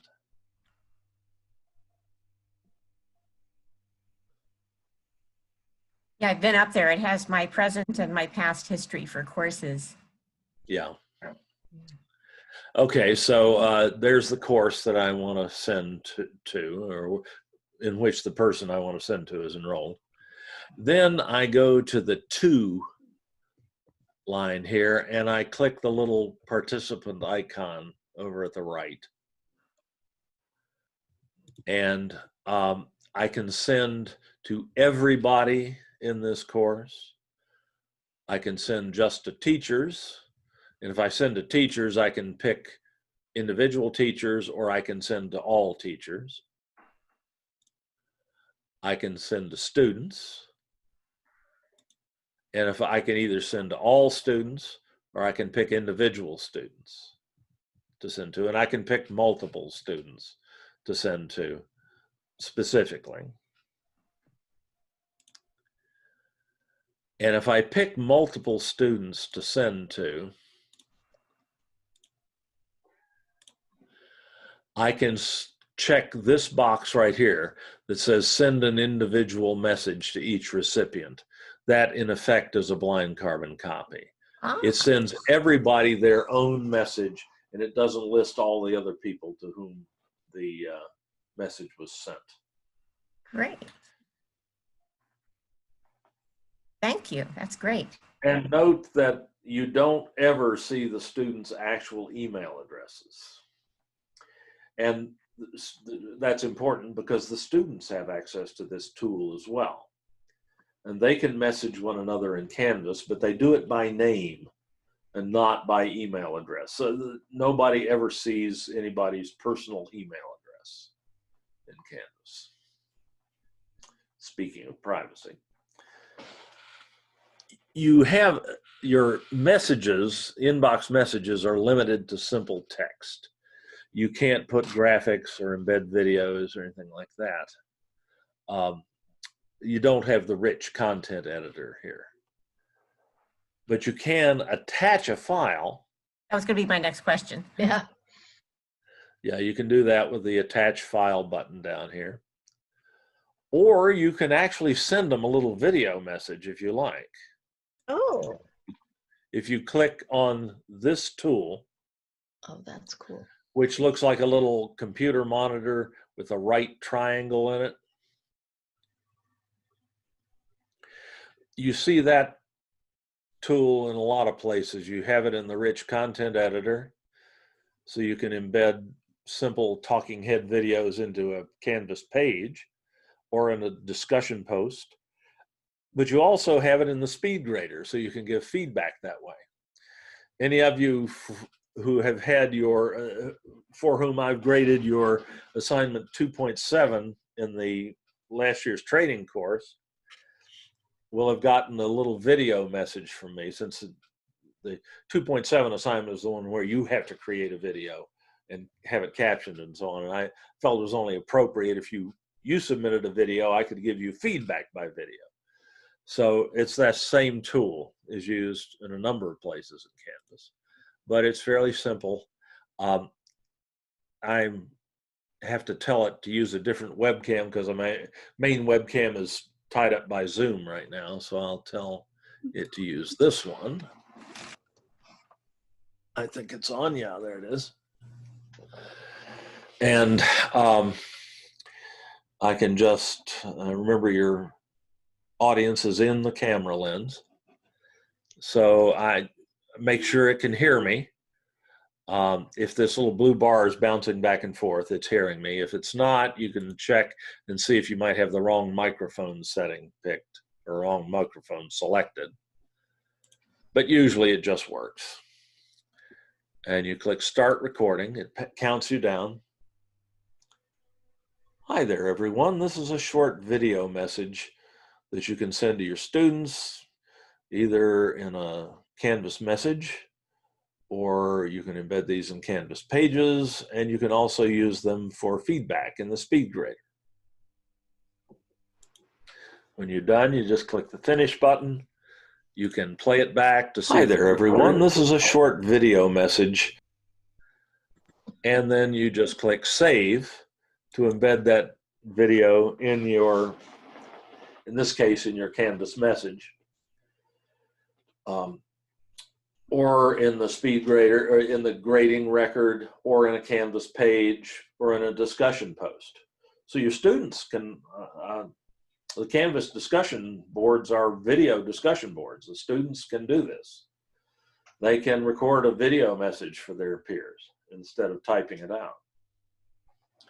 And it just shows as a media comment here. And then I can send this if I so desire. I won't do that. But be aware, though, that that video message will be visible to the students in the Canvas, in their Canvas inbox tool. But that won't survive to go to their into their personal email boxes, because the simple mail transport protocol that the internet works on doesn't allow that. For obvious reasons, if you think about things that you get enough spam in your mailboxes anyway. Think if each one came with a video and what might be in that video. So that's not recommended practice. Okay, so I'll cancel that out. Did that answer your question, April? Yes, thank you so much. I like that. Of course, I'm kind of sad because I didn't receive a video like that from you or anyone. Either I have not gotten to your video yet, or yours was already graded by someone else. It's a team effort, and I'm just grading the ones that have not yet been graded right now. All right, but because I was thinking that would be a great first day activity, because I always like to, when I started doing Canvas and when I did Blackboard, to make certain that students were getting messages from me. But you're saying that video will go to their personal email. But will that, I'm hearing an echo. Will they receive a message that there's a message in? Yes. How does that work? They will, unless they have changed their notification setting in Canvas that says, okay, notify me if a message arrives in my Canvas inbox. Okay. That is turned on by default for new users, but they can turn it off. So you can't be absolutely certain that if you send a message in Canvas that the student will get a notification in their personal inbox. So is there something we should tell students to make certain they keep some? Because I think, I don't know if I mentioned, I know I've mentioned to you, but maybe not to others, that I did have a few students who were upset that I would send a message at maybe 2 a.m. in the morning through the inbox, and they were upset because they got a notification and that woke them up. And especially, well, perhaps they need to turn the ringer off on their phone, or the notification off on their phone. really don't think I personally would lose much sleep over that. No, I do that all the time. I tell them right from the start, Sure. I'm a night owl. You're going to get replies to your text messages at 3 a.m. Don't be surprised. Right. So, turn that little button off that says yeah, chime if you don't want to be woken up. that's right. Okay, so they'll still get the message, just turn off the chime or the... Turn Right. off the thing that's waking them up. That is not your problem, really. Thank you. Because I'm sure yours is not the only thing that's happening on their phone in the middle of the night. Your messages are not the only thing there. There is one issue with those little Email in Canvas. I mean, I'd always just sort of turned it off, made it not visible to them because I wanted them to email me at my email address. But I think I'm going to use it this semester because my email gets so full of stuff from the district, and I lose the student emails. They just go, you know, sometimes I can't even find them if I search for them. That's exactly why I don't use my, normally I have it set right now because I was demonstrating something yesterday, but normally I have my personal email set to receive messages from Canvas rather than the district email, because I don't want the messages from Canvas lost among all the stuff in the district messaging. Yeah. Also, I continually have to either delete messages or archive messages in the district email box because they limit us. In Yahoo and Gmail don't limit you. You can have as many stored messages as you like. So I don't like to use my district email with Canvas. And you can, but again, if you like to use the Confer Zoom app in Canvas, your district email has to be your primary in Canvas. But there is a way to work around that. You can put a second email address in, as you can see here, just by using this add email address button. You can have more than one email address associated with Canvas. And by going to your account to the notification settings, you can determine what is sent to each of those email accounts. You have all these course events that can trigger notifications. And if you mouse over each one of them, it tells you what it means. And for my district account, I have all that turned off so that I don't get notifications from Canvas at all at my district account. Dave, I'm going to interrupt for 1 second. Excuse me. Oh, remind me how you just got here? I got here by going to my account. Okay. Oh, and notifications. Okay, got it.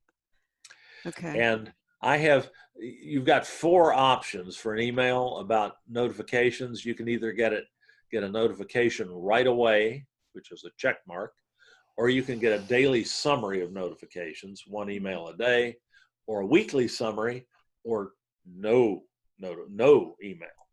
So I have turned all of the notifications for my district account off. They're all X's. And then I use my personal account and I've selected the things that I want to be notified of.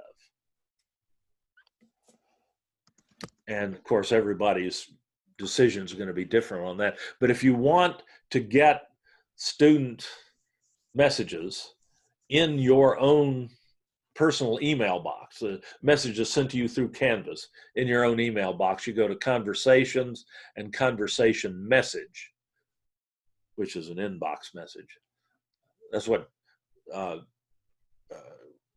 the Canvas calls the process of using the inbox a conversation. That's where that term comes from. And I have that set to on. So if I get a message in my Canvas inbox, it automatically gets sent, a notification gets sent to my personal email. And the notification includes the text of the message from Canvas. So many times I don't even have to go into Canvas to look at it. I can just deal with it in Outlook or in Yahoo in this case. So you have a lot of control over how Canvas communicates with you. You can also have push notifications. If you use the Canvas Teacher app on your phone, you can get notifications that way by, cell phone notification. Yeah. And you can have it send you, for something that's especially critical, you can have it send you a text, an SMS message at your cell number, if you add that in as an option. And you can, of course, indicate which things you want sent that way. So if I have the Canvas Teacher app on my cell phone, is there any reason for me to have conversations sent to any of my email addresses? That would be your decision. When it's sent to your email address, you have a record of it. Notifications in the app, I don't think, are stored. They just pop up once, and then, the moving finger having writ moves on, and that's it. But I mean, if I went into Canvas, it would all those conversations are there, right? Yes, indeed, in the case of messages. But there are lots of other things that can cause Canvas to send you notifications as well. Well, that's true. Like typical would be if you have a discussion forum that doesn't get used that often, but when something goes into it, you want to know it. You can tell Canvas to send you that notification. And if it just happened on your cell phone and you didn't happen to notice it, and maybe wiped it off the screen before you really read it, it's gone. And there's no way to get it back that I know of. So I like to have an email as well. Yes. So Dave, why am I getting a list? Like, I finished with the certification program for 2019, 2020, but I was getting notifications from everyone on when they've graded something or a discussion of something, and I may not even be involved in it. I don't understand how I check your notification preferences. You have notifications turned on that you probably don't want. Like for everyone, I don't need everyone else's, but does that mean I'm in well, one of those notifications? If there are certain things that you'll get a notification of every time it happens if you have it turned on, no matter who does it. So check your notification preferences. Something's turned on that you don't want.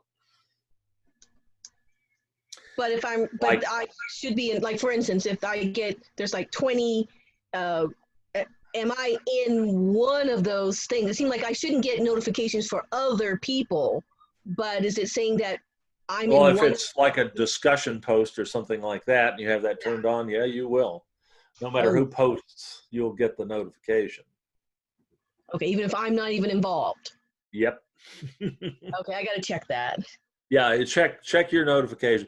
If there's something that you don't recognize that's turned on, turn it off and see what happens. Okay. Because generally you want fewer rather than more notifications. Otherwise, they just get to be so constant that you like 100. Them all. Yeah, like 100. You don't want that. One of those somewhere. So check your notification preferences. And if it's still a problem, let me know, and it may be something else going on. But that's the most likely explanation for that. Okay. All righty. How about another question? I've got about a half an hour yet, so I'll keep answering questions as long as I can. Yes, Ardith. Well, I have the app, but it tells me that I'm not authorized. And I put the web for San Diego Community College District. Yeah, you just, when you first sign up or first log into the app, you have to pick your school. And that would be the community college district. Right. Because we have the one system. But then you should be able to log in using your same credentials that you use to log into Canvas in the usual way. It goes through the email. Pardon? I always go through the email. Well, normally you would use your same login credentials in the app that you use, your PeopleSoft ID, and then whatever your password has been set to, rather than email address. All right. In Tell the me app. if I find my So scroll. it's the same login credentials that you use on a computer, but you do have to tell it which organization which Canvas system you're trying to log into, Yeah, and but that would be the it doesn't, district system. Mhm. it doesn't, it's not taking that login. I mean, I don't know. Yeah.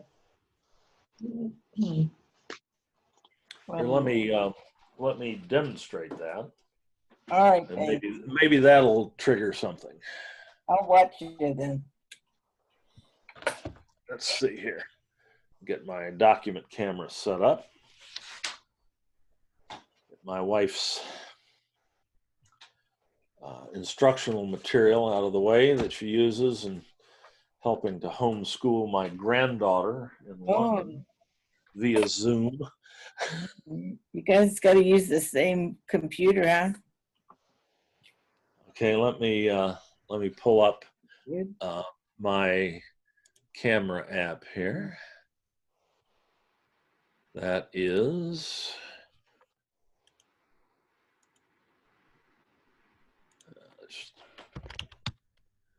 Pivo. There it is. Yep, I'm still sharing my screen. Let me flip this over so it's right side up. And zoom in a little bit, maybe. This is something you've seen before. These document cameras are incredibly useful for a lot of things. But now I can pull up my, let's see, probably don't want to do that on screen. Okie dokie. You forget what you're doing there.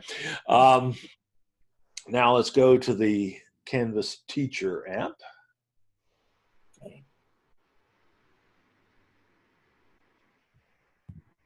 There it is.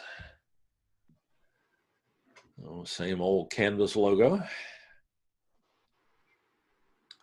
And I'm probably logged in already, so I'll have to log out. Yeah, I am. Let me up. Not quite sure what I did there. There we go. Let's see, where is that? There we go, log out. All right, this is what you see the first time you go into the Canvas Teacher app. Yes. You tap Find My School and type San Diego. You have to spell it out now. Sam Diego. Yeah, that where that is.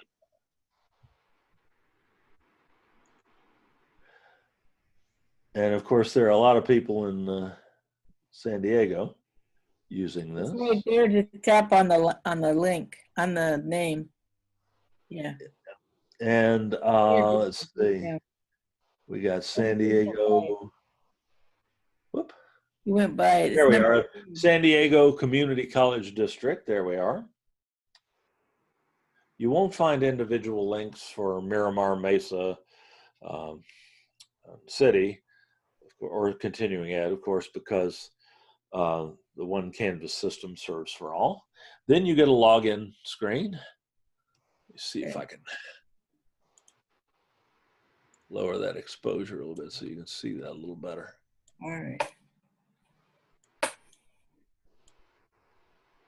There, you can see that a little better now. Okay, and you put in your 10-digit PeopleSoft ID. My login is different, of course, so I'll put in mine. Because I was able to make my own account. I could make it whatever I wanted. 1, 2, 3, 4, 5, 6, 7. And password is, let's see. I always have that saved.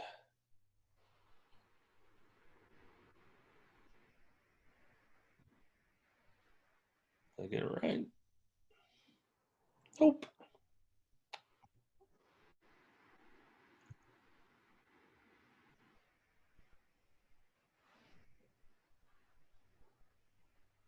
Ah, I guessed right. Oop, there we are. So it's the same login that you use on the computer. Okay. And then you get something that looks a lot like what you see on the computer. You get your dashboard, all your little tiles and so on. Mm-hmm. And you can do a lot of the things that you can do on the computer, but there are limitations that teachers face. There are certain things like creating an assignment and things like that are not possible. But the student app, on the other hand, the students can do almost anything with the student app that they can do with a computer. And I will tell you that a lot of your students are taking your courses on their smartphones. So it's something to keep in mind. That's pretty much possible with Canvas. It was not, and still isn't, as far as I know, with Blackboard. So that's been a huge boon for us because many of our students don't have computers and are forced to rely on mobile devices. Shoot, I've got neighbors up here who don't have computers, who have iPads instead. So, but you can get away with that in Canvas. All right, thank you. Okay, you are certainly welcome. Anybody else? May I comment on the using the cell phones? Please. That's been an essential vehicle for studio lab instruction, for art instruction, especially in March, where students suddenly were no longer able to make paintings and drawings in the classroom. But they had their materials with them. They had to, assignments were provided through Canvas, but they were realized in materials. So the students had to use their cell phone cameras, which were just essential. They photographed their work and then submitted images as they incrementally developed it.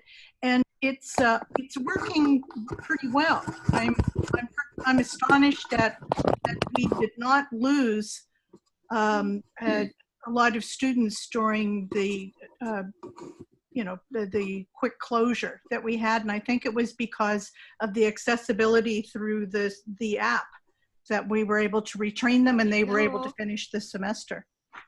That's amazing. Thank you for sharing that.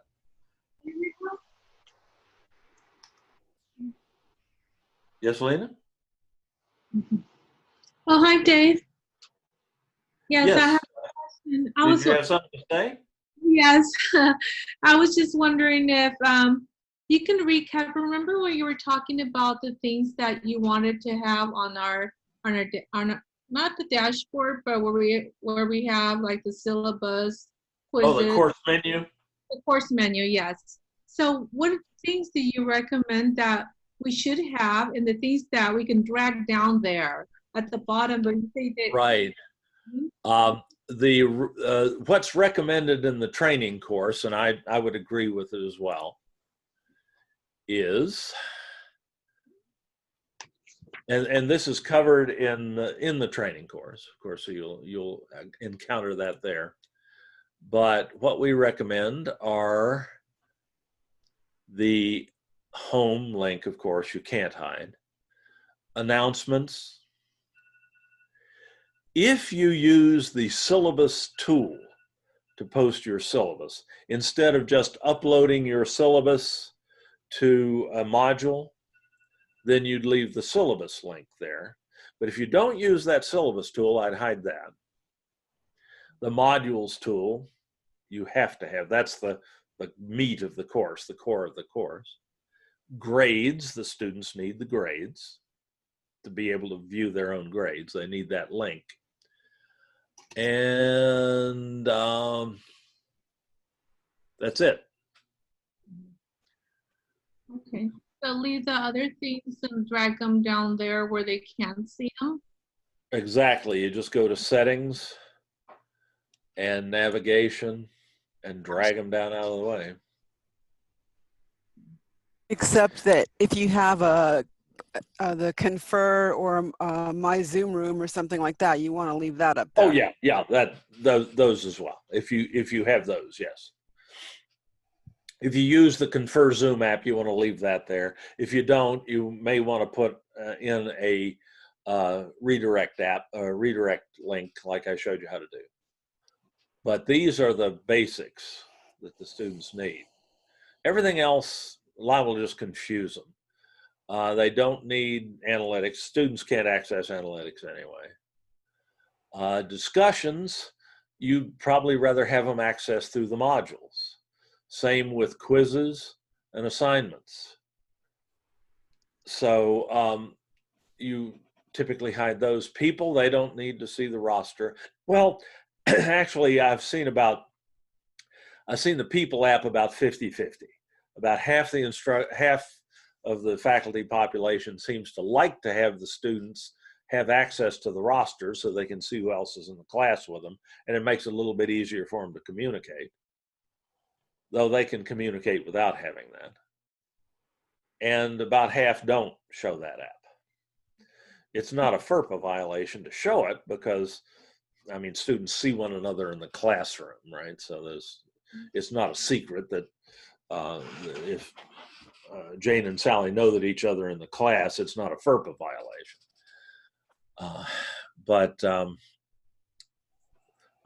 So it's about 50-50. They don't need the Files app. They can get to their personal files other ways if they need to. Collaborations, we don't use much. Outcomes, we don't use. Quizzes, again, you probably want them to access the quizzes through the module. Mm-hmm. So you really, and anything that you have there that you don't use is going to confuse them because they're going to think it's there for a reason. They're going to click on it and they're maybe going to end up diving down a rat hole or a rabbit hole. And they may meet the Queen of Hearts at the bottom. So it's better to avoid that. Thank you, Dave. You bet. Hi, Dave. Yes, Pauline. Yeah, can you repeat how to post the icebreaker? Oh, yeah, in the training course? Certainly. So that means I have to go to the module and get to that one? Yes. Let me go into the training course. Let's see, am I logged in as me? Yep.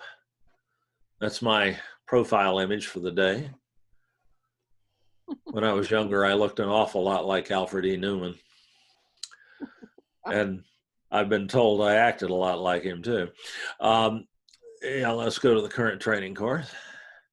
Everybody knows who Alfred was, right? All of us are old enough to have seen Mad Magazine. Okay. We'll go to the module. And it's in module 1. It's the first activity in the course, the Introduction and Icebreaker discussion forum. And you just go into that. And everything here is just information. Instructions, this is your prompt. These are your instructions on what to do in the icebreaker. Then there's some information about grading and resubmitting and all that. And this takes up so much space that it's easy to miss this reply button here. That's how you actually post to this discussion forum. Oh, reply. Is you use the reply button and just click on the word reply and you get the rich content editor. You can just type in here. And when you're done, don't forget to hit post reply. Otherwise, it doesn't get saved. But if you hit post reply, it will go into the discussion list, the posts, and the graders will be able to find it using the speed grader very easily. And here are the ones, and then here are the messages that have already been posted. How do you get your There are picture? already about 300 people in this course. So it may be a little hard to find. There are 3 pages worth of posts in this icebreaker discussion already. I see. This is one of the classic reasons why we don't like to see courses, LMS courses, get too big, because the discussion forums get unmanageable very quickly. It's very difficult to find anything in them, to have them function the way they're supposed to. If you get up much above 30 students or so, it gets very difficult to find anything in there and to keep up with it. So, okay. How do you get? Yes. How can you post pictures there? Excuse me? How can you move the picture to the icebreaker then? Oh, the picture? You mean like these pictures? Yeah. Oh, each of participants. Yeah, that's just your profile image. That's applied to your post automatically if you have uploaded a profile image, as I have here. If you don't have one of those, and indeed that's part of the 1.8 assignment, as a matter of fact, or 1.9 assignment, they ask you to upload a profile image. But if you want that associated with your icebreaker post, you can do that first by just going to your account button here, which will not have a picture yet. Click on that and go to your profile in the account menus. And there's your profile. This is where your profile image will appear. If you don't have one yet, you can just mouse over this circle that'll just have kind of a generic silhouette in it. And this little pencil icon will pop up. That's a universal edit or create symbol. You click on that and you get an option to either upload a picture, or if you have a webcam that's not in use in Zoom right now, you can just take a picture right from your webcam, not have to go through the hassle of taking a picture with your cell phone and loading it onto your camera and then uploading it to Canvas. But if you already have some pictures of yourself on your computer, you can select upload a picture instead of take a picture. Okay, all right. Yes. And then you choose a picture. You have the link down here to choose a picture. And you go into your computer. That brings up File Explorer or the Finder on a Mac, and you just look for your picture. Let me see. I've got one somewhere. There I am. And you click Open, and that loads the picture. And then you have this little crop tool here where you can center the picture as needed, and you can make the circle a little bigger or smaller if like you need to crop out somebody else's in the picture with you or something like that. And then save it, and then that updates your profile image. So from there go to the icebreaker, yeah? Yeah, and then once you have a profile image in there, whenever you post in a discussion forum, your profile image is included there. Also, when you grade, that your profile image will show up, and the students will see you when they get their feedback and so on. So it shows up in a lot of places in Canvas automatically. Automatically, all right. Yeah, but it hasn't changed yet. I hope it has, unless my share is delayed. Yeah, I'm seeing it changed. Are you all not? I'm not Alfred anymore. I'm me. No, I'm definitely seeing it changed. Well, right here, right on the little Newman guy. He's I'm still sorry there. now? Yeah. No, right over here on the side. Oh, yeah.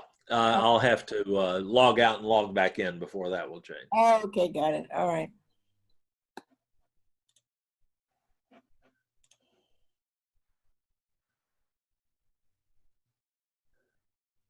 And it'll reload. There it is. Now it's changed. Okay. I've got time for about one more good question. Dave, how did you get your password to stay on your login? No one will ever change your password other than you, unless you request us to do it. I always have to type mine in, but it looked like yours was already there. On the browser. Yeah, that varies from browser to browser. I'm using Chrome, and the first time I log into something on Chrome, Chrome will pop up a box and ask me if I want to save that password. Yes, for some reason I haven't seen that with Canvas. Pardon? For some reason, I can't remember seeing that for Canvas. I've seen it for everything else. It's not 100%, yeah, and I don't know a way to force Chrome to do that again. Okay. Chrome does that for me on Canvas, Patty. I don't. Yeah. You might try logging out and completely closing it and coming back in, because it works every time for me. Thank goodness. Oh, okay. And you can also try clicking this box on the login page too. That says, stay signed in. That will help some. That should do it. All right. Well, that expires after a while. But if Chrome asks you if you want to save the password, and you say yes, then it will stay that way indefinitely. Yeah, Chrome always asks me. Okay. Yeah. Dave, thank you so very much. I just can't tell you how appreciative we are of your time, and that you have committed to doing this for another year. We love having access to your wealth of knowledge, if I can speak for everybody, which I'm sure I am doing. Yes, you are. You can, absolutely. You've been the best. You're very sweet. Thank you. You are a gem. I love doing this. I started teaching in 1969. Oh my gosh. Wow.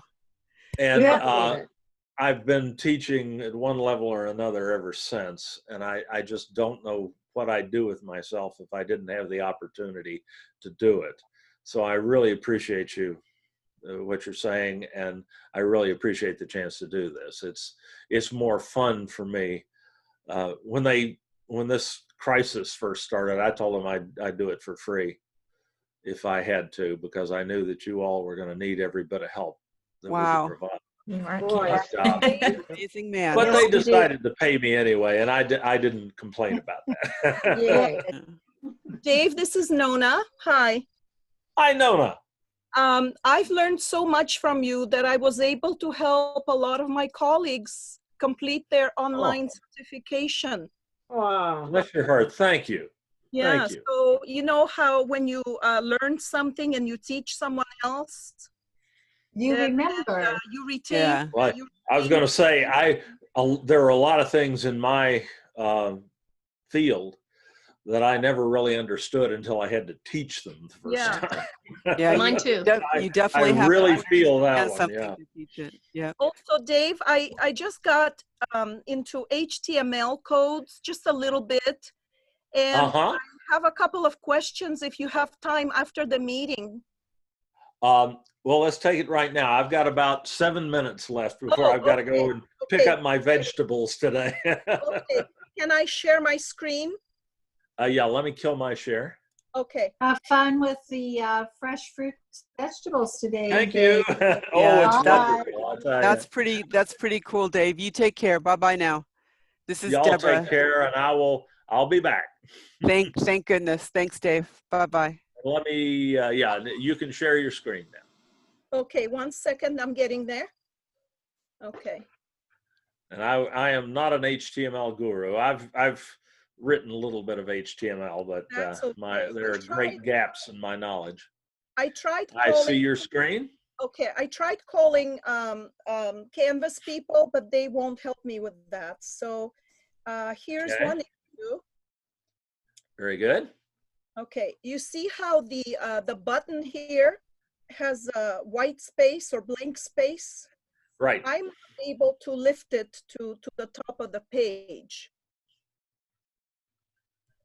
you'd like to move what's in that cell up to the top. I'd like to delete the space, and I don't know how. Let's see. I'd try to do that through the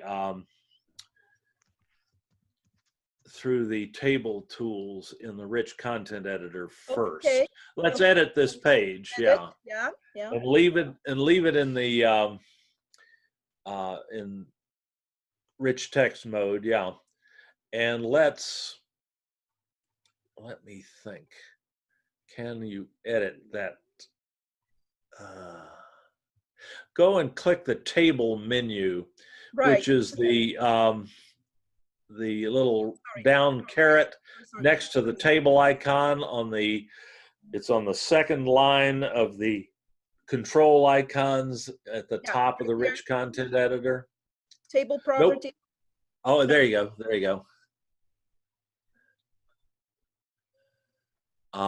Let's see. Alignment. Maybe it's under alignment. Try alignment. No, that's horizontal alignment, not top. That's what I couldn't remember whether you had. Try advanced. Or general. It's advanced. Try advanced.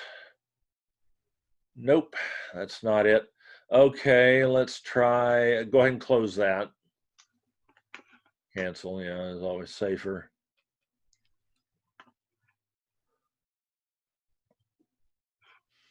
Those are all insert or delete. I don't know that you can do that. Well, can you use the HTML editor? Yeah.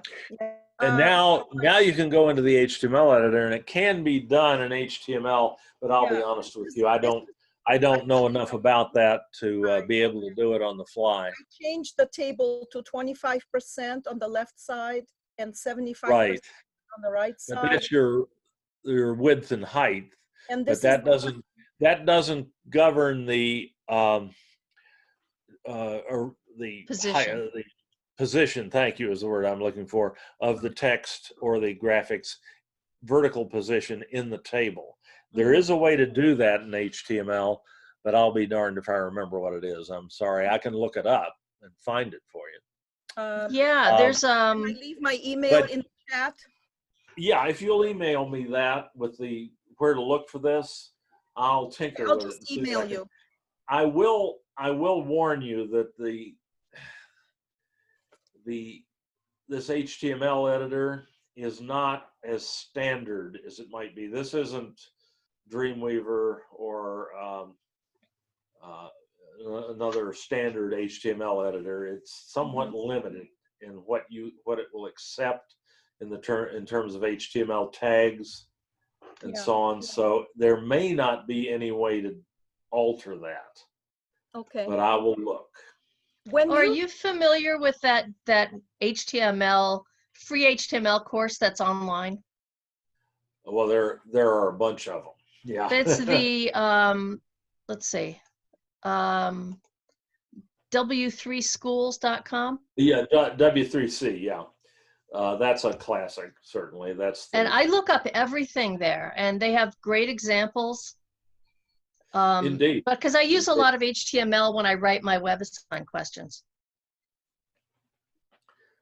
Well, that's cool.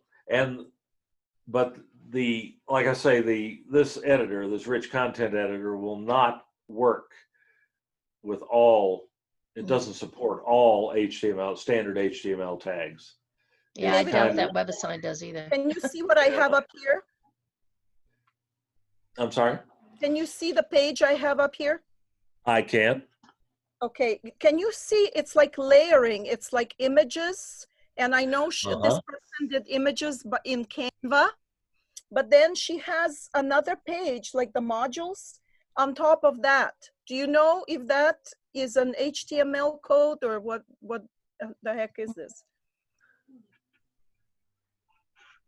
That's interesting. You see one page on top of the other. Yeah. No, I don't know how she did that. Oh, wait a minute. This is Is this through Java or C? It's a video. It looks like some extra programming going on there. I don't know how she did that. You don't know. Okay. All right. And when But you this is a video and not it's a no, this is screencast. yeah, no, it's a screenshot of her Right, Canvas. right, Yeah. exactly. Yeah. Nope, I don't know how that was done. And my Because that appears to be the modules tool. yes, it is. Yeah. So I am suspecting that this is custom JavaScript programming. Right, right. Also, And that's not something that you can do in our system. That has to be supported at the system level, and we don't do that. So when you upload, that is kind of cool, though. When you upload an app through redirect tool, Yes. is there a way to delete it, or you can just hide it? You can hide it. If you want it deleted, you have to ask us to do it. I see. Okay. Instructors don't have the permission I to see. delete an app. Do you know specifically there is in the rich content area, there's a little V, you know, Right. it looks like a letter V, and there's an Or arrow. external resources. Yeah. I uploaded too many of Google Maps. I have like 3 or 4. I don't know how that happened, but now I can't delete them. I'd have to look at that specific example of it. Okay. I don't know if you have time today. Maybe next time. Unfortunately, I don't right now. Yeah, I've got to leave here in just about now. So that's okay. But email me, and that sounds like a fascinating thing to look at. I'll try. Okay. Okay. Thank you so much. Tell me which course it's in and where to look, and I'll go in and look at it. Okay. Can I ask you a real quick opinion on something? Sure. The online what's it called, the teacher online certification thing that we're taking, right? Mm-hmm. Is that a good example to emulate of what an online class should look like? Generally, yes. Not necessarily in every detail, because your style may be different. Like, you know, where they put a little in parentheses read or assignment or things like that. That's, to me, that's a little bit of overkill. But generally, yes. The whole idea behind that course is to model good online course design and pedagogy. Well, that's what I'm hoping, because I've never taken one. That's our best effort at illustrate, and everybody does things a little differently, and there are varying opinions, but that's kind of a consensus. The design of this course kind of reflects the consensus of best practices in course design and online pedagogy. So yes, it's meant to be used as a model from which you're going to modify it to suit your needs and your preferences and your style choices, but the general organization and so on, is pretty good. Well, I last semester I just went synchronous on Zoom, right, and kept pretty much everything the same, and I'm still planning on being a lot of synchronous. Oh, good. You know. There's just because you use Canvas doesn't mean you can't use Zoom as well. No. And Zoom is such an important, some synchronous interaction is so good in an online course. And up to this point, online courses have tended to be all asynchronous. Right. Just in Canvas. And people didn't use Zoom very much. And I've got to be face to face. I mean, there's so much explaining of nuance in statistics, and I don't know how to do that any other way. And remember, 70% of communication is nonverbal and non-textual. So I agree. I couldn't agree more that you need a synchronous component. And even if everybody doesn't show up, you've got the recordings. Well, I recorded, and they did tell me they were watching the recordings also. So it's a much poorer experience if they don't have this as well. Okay, good. I just kind of wanted your take on that. It's worth everything you paid for it. I'm sending you a check then. Okay. So it'll be worth more. Oh, y'all have a great time, and I hope I'll see you again soon. You will. Thanks a lot, Dave, as always. Take care. Bye. My pleasure. Bye-bye.